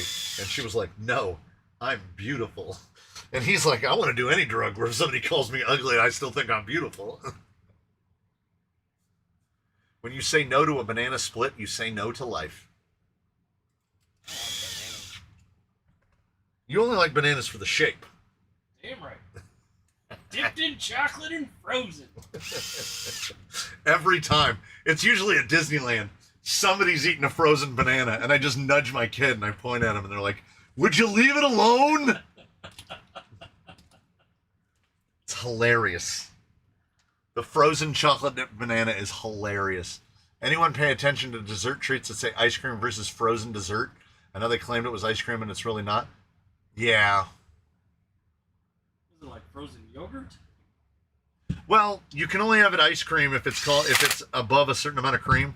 So gelato is actually made with milk and not cream, which is why gelato is better, apparently. I don't know. I prefer gelato. I mean, it's all preference as well. And then there's something about eggs, with the amount of eggs. I don't know. I thought eggs were in like French vanilla. I'm not an ice cream doctor. It's right there. It just sits right there. That's where that needs. So in its middle, it's a little fatty fat. Well, it's kind of a little chubby boy. It's not terrible. You know what? Well, I mean, as you've said. Yeah, you know what? Do you know what? It's no Bruck. It ain't no Bruck. That's for sure. Like, we're working with what we're working with. This ain't no Bruck, but that fitment is startlingly good. Like, that's sitting right on the rails. The arches don't look like they go too high. It's going to be pretty easy to get this thing centered. What are we working with in the rear? Yeah. There. Yeah. This is absolutely fine. And from down here, looking up, I can't see the little fender weirdness. You could actually run I could put a rear bumper in this. Well, the 10 Pro bumper is microscopic. Bumper delete. Call it a bumper. That's 10.3. That's Coyote bumpers.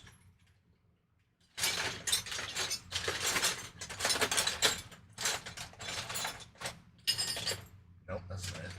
I know I have. That's not it. That's an go. On one of the beds. That's not it. That's not it.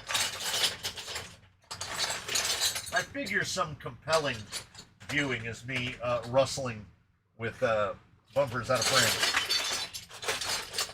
Because what I like to do is I like to pretend that I don't have arthritis, and I like to crouch down for an extended period of time.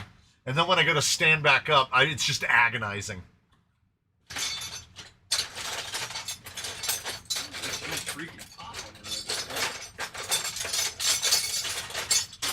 All right, if I have a 10 Pro bumper, it is hiding from me.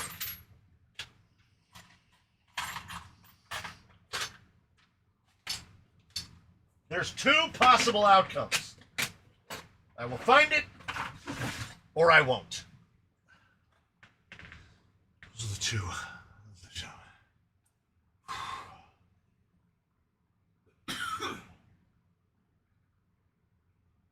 I needed 4.55 tires for Class 1 comp coming up. 2 tread rows out of a Tusk for 7.5 and glued back together works amazing. Hey, look at that.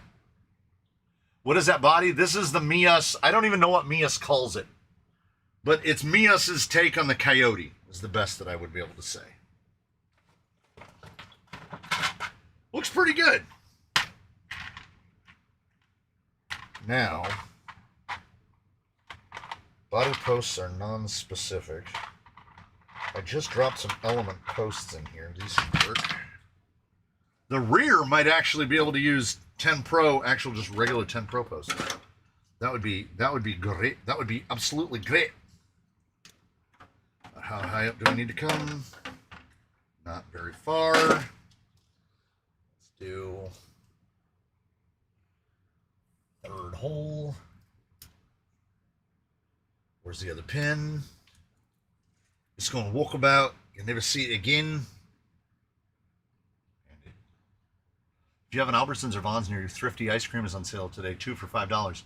We have a grocery outlet. That's where I get all my ice cream because I'm cheap. I'm enjoying Umpqua. Their chocolate peanut butter is pretty good. And it is very cheap at the grocery outlet. Yeah, it's good enough, close enough. Close enough, good enough. Good enough, close enough. Close enough, good enough. Yep. Blue pen for luck. Where's my blue pen? There it is. I was worried there'd be a disturbance in the space-time continuum when I switched from Milwaukee markers to Klein scribes, but nothing negative seemed to happen. I'm ready to get my trucks out for 6 weeks after my knee replacement. Then I will have my other knee replaced on 7/15. Dang. Grocery outlet's the best. That's where I work. Hey, Thin Digital works at Umpqua. Oh yeah, I mean Tillamook makes great cheese. Tillamook ice cream is distractingly expensive. Okay, we do front posts first.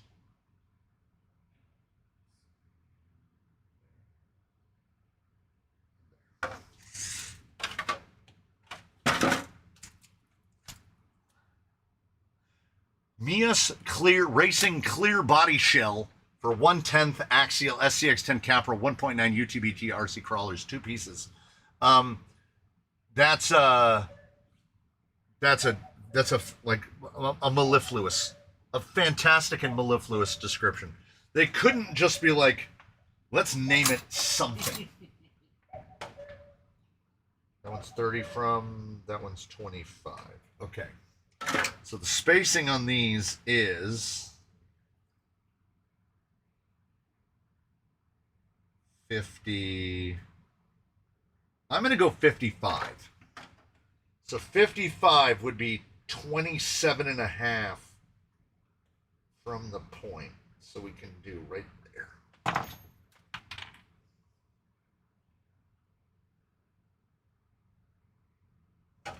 We do the same thing.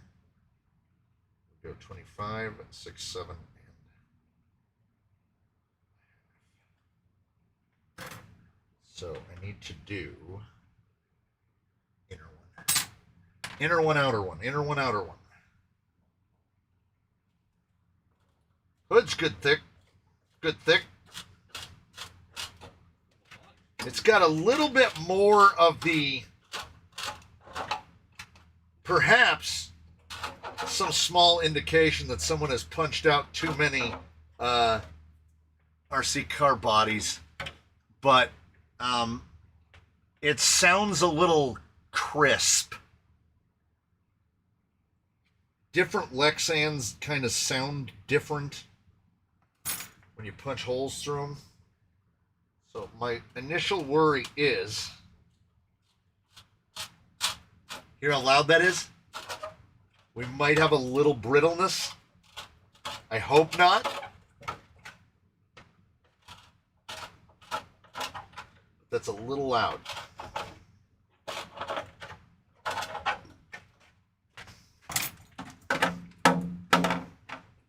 Yep, one poke up. So 3 holes showing right there. I gotta catch up. But Took Home Look ice cream is real ice cream. Nice. I'm waiting for a company to just call it Body. Make sure you check the expiration dates before you buy from there. The local ones in the Bay Area are notorious for selling expired food. We saw some stuff that had expired like either that day or the day before. Yeah.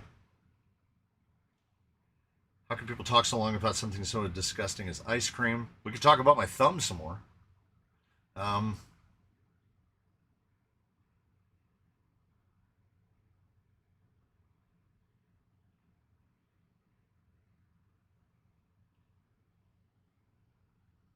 That green film is the same one that was on the trash door body. Hey.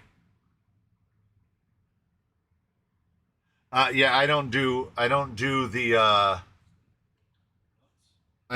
the score and snap. I'm a curved scissors man, which is nothing against the score and snap method. I believe that it is a technique that you can develop, and I know a lot of guys only cut bodies out that way. And I know for a fact, among other facts that I know, I am not that guy. I can't do it. Can't you use foam tape to dampen the sound of Lexan? Yes, you can. Not big enough.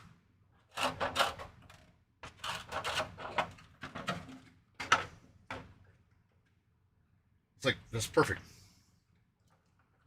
Perfect. Now.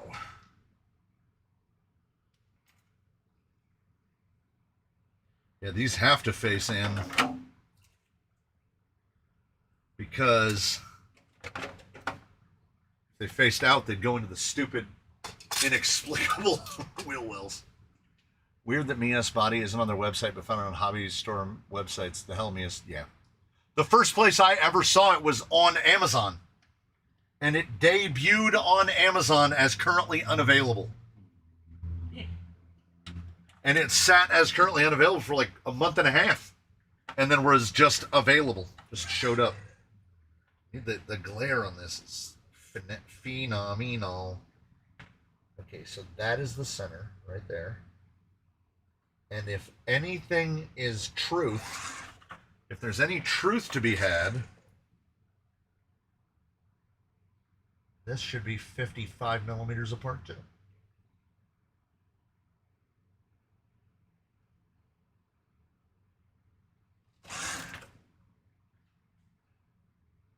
Precision mount with a marker. That's how we do it. You just got to make sure your ichrometer is properly tuned. 55 it is. Plus, the Klein's got a really fine point. It'll get you there. 27 and a half. It's right through that rib. So, if anything in the world cares about us at all, this one should be right through the rib too.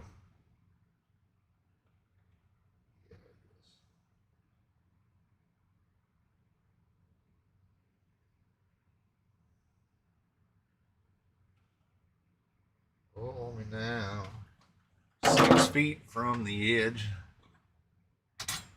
I once had sealed 8-ounce containers of grocery outlet sour cream in the fridge for nearly 3 years. But the best part about this is most of it was perfectly fine. Yeah, the problem, the derp system has me spoiled, he says. Well, the derp system only fits one body, so that's a problem. Yeah, the derp is great, but only fits one body. And if you think about it, any option other than pins basically only fits one body.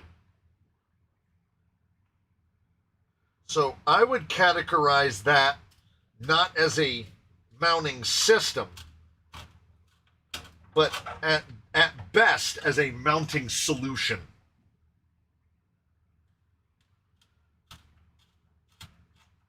My overall favorite is either Velcro and magnets, or even Velcro and posts is also great. Like if you have the post holes, but you put like sides up that have Velcro, and you put the Velcro on here, that way you just stretch the body like that, put it down over the posts like that, and then go whap, and then you don't have to put the posts on.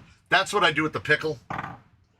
It's a great solution, but if we want more styles of bodies, then we're kind of locking ourselves out of a standard. Like Traxxas fit Traxxas bodies and nothing else. Can I go with the shorts? I need to order body mounts. I need to order body mounts big time. I'm running out of body mounts. Because I think these need to go all the way down. And they can. Good. Okay.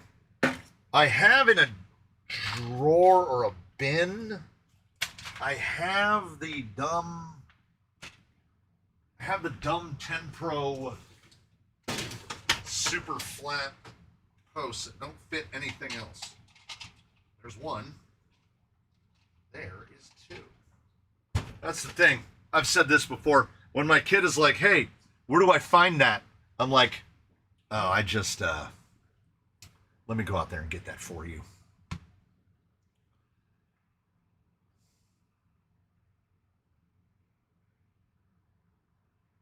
Yeah, in the rear, just the straight up, these are the 10 Pro blip and blip. And then let me grab a pair of screw pins.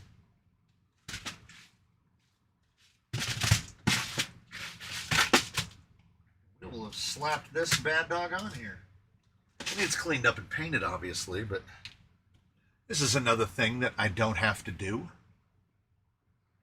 Oh, look at that! It's a little goat. I happened to look up at the exact moment that goat appeared.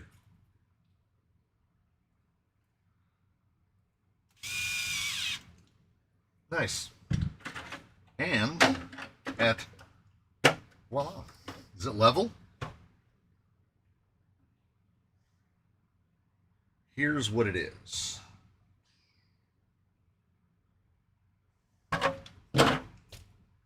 Good, better, best, never let it rest. And if you can fix something that ain't broken, do that.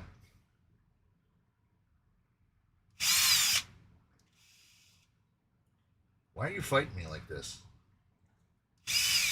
I think I do need to find that 10 Pro bumper. I don't think the stock 10 Pro bumper has a hoop, does it? Is this a 10 Pro bumper? I think this is like an Ecto bumper. Oh. I think the 10 Pro bumper's flat. Pumps actually make the things that you can put on transmitters. What makes what? Pumps actually makes the things you put on transmitters, and you can run a wheel from your fucking rig on. Huh. I think that's one hole down. Because that should sit level. If...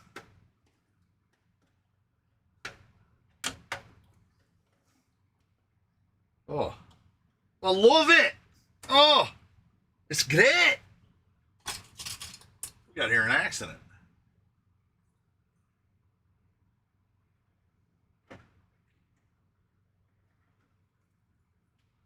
I don't think that this setup on 90s, I don't think this has enough travel. This is a standard travel, borderline low, short travel. I don't think we're going to be able to put a tire into the body. That sits great.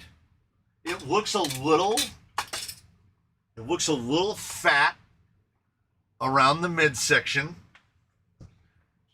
but the body is like right at the slider. We can't physically go any lower.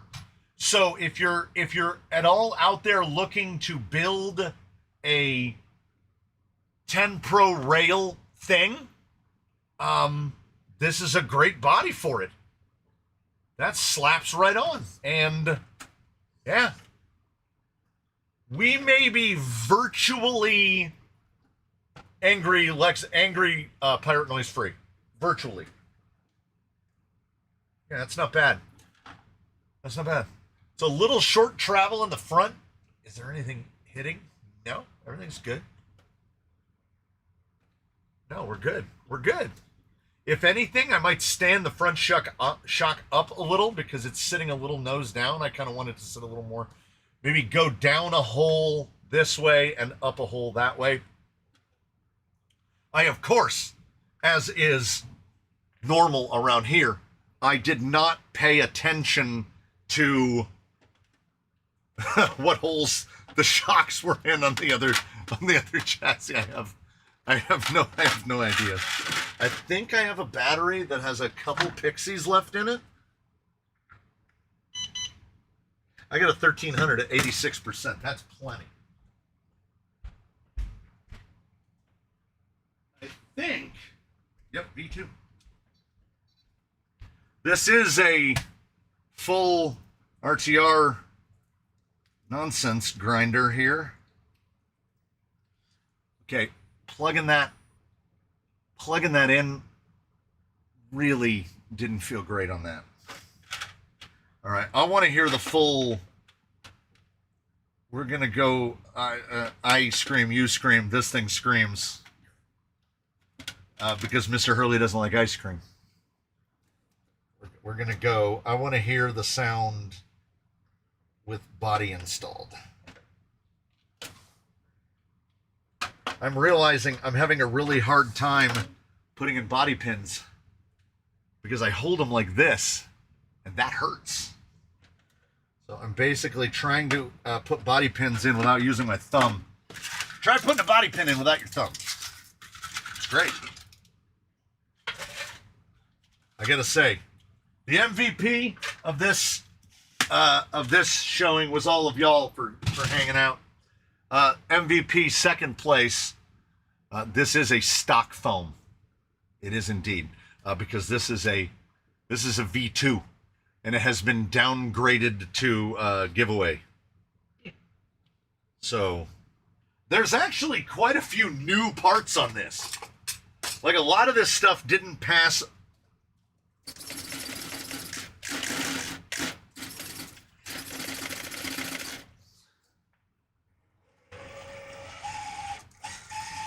It's not even loud.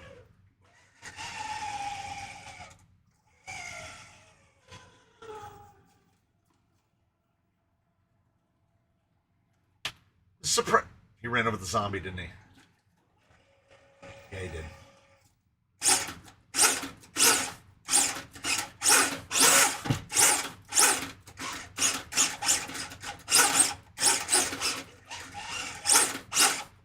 Now, remember, we got where we are through a series of thought experiments. The power plant for this, if you weren't paying attention when it was upside down, that's a Fusion Mini 16, which no one ever intended it be run on 3S. That thing is built for a UTB 18.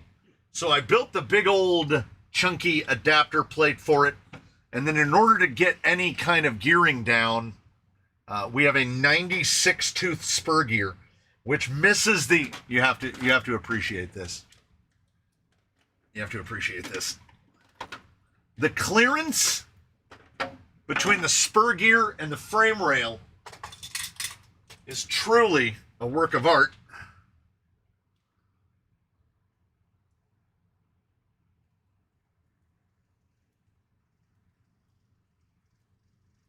Might be 2 millimeters.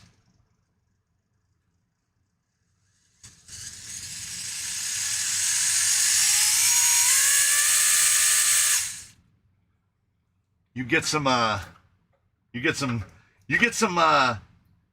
little angry when it gets up. But the drive lines are not bad, seeing as ordinarily you would really want an offset pumpkin for this, but it ain't matter. Those Gotex 60s, it ain't bad. It ain't bad. So there's our guy. We'll get him painted up. We'll get him cleaned up. Oh, by the way, the Sawtooth contributed the tires and wheels, and the blind guy assembled them. So think of that.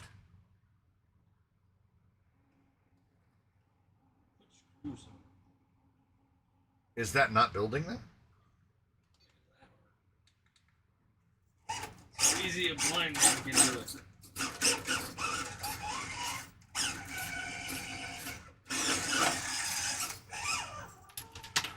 He still got him again.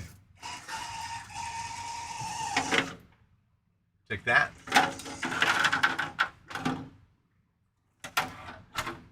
He didn't see any missing screws either. Nope. That's the beauty of it. Not one at all. He filed his report and he was like, no missing screws that I can see. Not the thumb. Give a thumbs up, everybody. I showed my kid, the youngest, I was like, hey, check out my thumb when it first happened. And they made the most deliciously horrified face. They were like, that's not okay.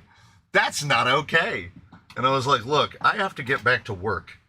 I mean, I glued my thumb together and then I literally went directly back to the lathe. That's how it works. I was traveling and there was an LHS near my hotel. Figured I would stop and take a look and ended up leaving a brand new set of SSD Diamond Pro housings for Enduro. Oh, man. That is a find. Because they are now officially unobtainium. Oh, so, whoever, I have pretty much everything. I can contribute towers as well. Whoever asked, organized chaos? Whoever had asked about the TRX4 chassis, I have all the bits, and I have rails. It's not all used. Like, that's brand new. That's never even been installed. So I have all the stuff for a TRX4 chassis. I need to know specifically, maybe they sent me an email and they mentioned, oh, I emailed you again. Anyway, what level of completion it needs to be, I can accommodate.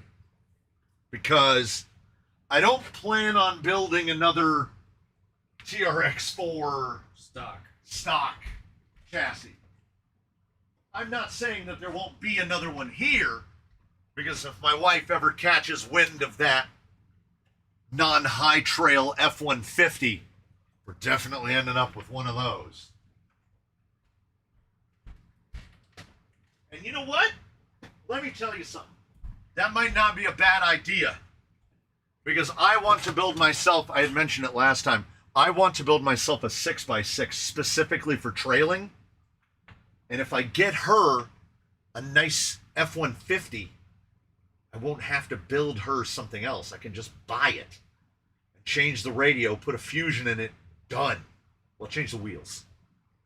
Yeah, so maybe. Oh, and Hizzy says he has the triangle 2-speed bracket. I will look. Honestly, depending on what it costs to ship these things, if you buy the super cheap $35 complete 2-speed gearbox for TRX4 on Amazon, it has both the bracket and a servo. It comes fully complete. And my wife's G500, her G-Wagon, is that exact gearbox, the $35 Amazon gearbox. If you make it a flatbed, you can bring your drift car trailing on the back of the 6x6. It's definitely going to be a flat. Well, I don't want to give away too much. I have ideas. I have ideas. I can send you a TRX6 chassis. You just have to come up with like, oh, all I need are rails. Somewhere in this building are a pair of rails. That's all. I have all of the plastics. I have all of the everything. Because if you'll remember, Jolly Green used to be a TRX6. The only thing I don't have is the rails. And, oh no, because the wife's gearbox was super noisy, I didn't turn down the gears that it came with. I turned down Traxxas gears. So her fake gearbox has beveled Traxxas gears in it. Because it was originally very noisy. Offer there if needed, wouldn't cost more to ship over the canyon. Oh, all right. Yeah. Yeah. So the man from far, far away, where it's super humid late at night and it rains all the time, he is offering to send a 2-speed bracket. Because I might have one. But we're also talking to a guy who can't find a pair of TRX6 rails, which, if you're unaware, are over 2 feet long. And I cannot find them. I can find any number of other rails. I thought you gave the TRX6 rails to someone during a live stream. Damn it. Possibly. It's entirely possible that I did. I have no recollection. I'm trying to go back. Do I remember packaging that? Of course I don't remember it. But now that you've said it, It would have been a while. it would have been a while ago. Because you know what I would have said? I don't want them. I'm never going to use these. Yep. I'm never going to use these. Somewhere in this hobby room is probably the most common phrase we've all said searching for something. Yeah. If Mr. Hurley will send me rails, then we are gold. We are absolute solid gold. Because I have everything else I need. But the idea, I was going to do Jolly Green rails. But I'm pretty sure I want to use the Jolly Green rails to do Element. And here's why. Many of these are complete axles. I think I have at least 6 pairs of Element axles. I want to build an Element axled 6x6, and I want to do it on the Jolly Green chassis, and I think that's what I want to do for that. So, I want to build my trailing TRX6 on C channels. That's the idea. Look at this. Bookends! We're bookending.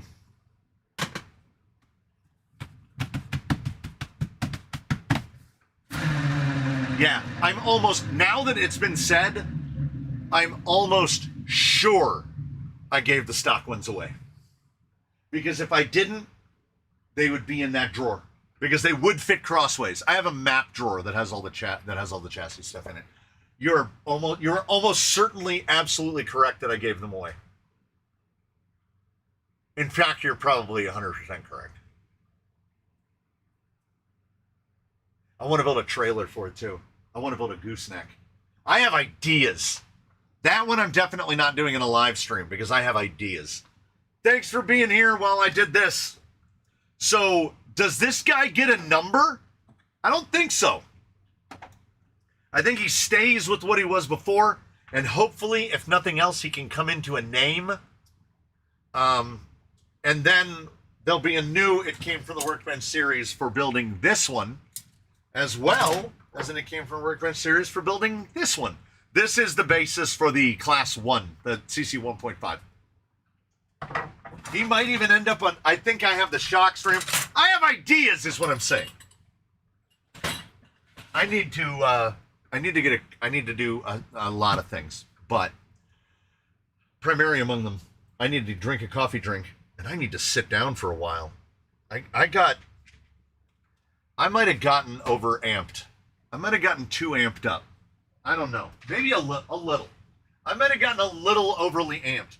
I have in my head right now like 6 builds that I've already accumulated most of the stuff for. not counting the other builds that I'm ignoring and should be working on. I'm going to spiral out, guys, if we don't end this right now. Yeah, all I need is the rails. Just the metal rails. If you now, Mr. Hurley, if you want to get rid of the plastics and you're sending that size box, throw them in the box. I definitely have the storage space for stuff like that. And worst case scenario, if somebody says, "Oh, hey, do you have that part?" I will be like, "Yeah." And then I can send it off to them. But if you have a nice compact container that you want to ship and you just want to send me 2 rails, just send me 2 rails. If you want to get rid of the plastics, send me the plastics. So, all of the usual stuff. I'm not going to forget. I still have my channel dashboard up right over here. As a matter of fact, let's do this right now before we power this down. Let us go to members only and Publish. There you go. Crawler Canyon members show now up. You can dovetail straight out of this, straight into that. Thanks so much, everybody. I will see you in all the usual, all the old familiar places. Of course, tomorrow is Cab's Invitational. Sunday is something else. Monday, something different entirely. I will see you all again, hopefully real soon. Right now, I'm going to turn off the mics. I'm going to turn off the cameras. I'm going to go get me a delicious coffee drink. But before that, I'm going to find out what my wife wants for dinner. And then we're going to get all of those things. And I will say, oh, have a wonderful weekend, everybody. Next weekend. Yeah, next weekend's Anime Expo. So, woof. My energy level next Friday will definitely be lower than it was today.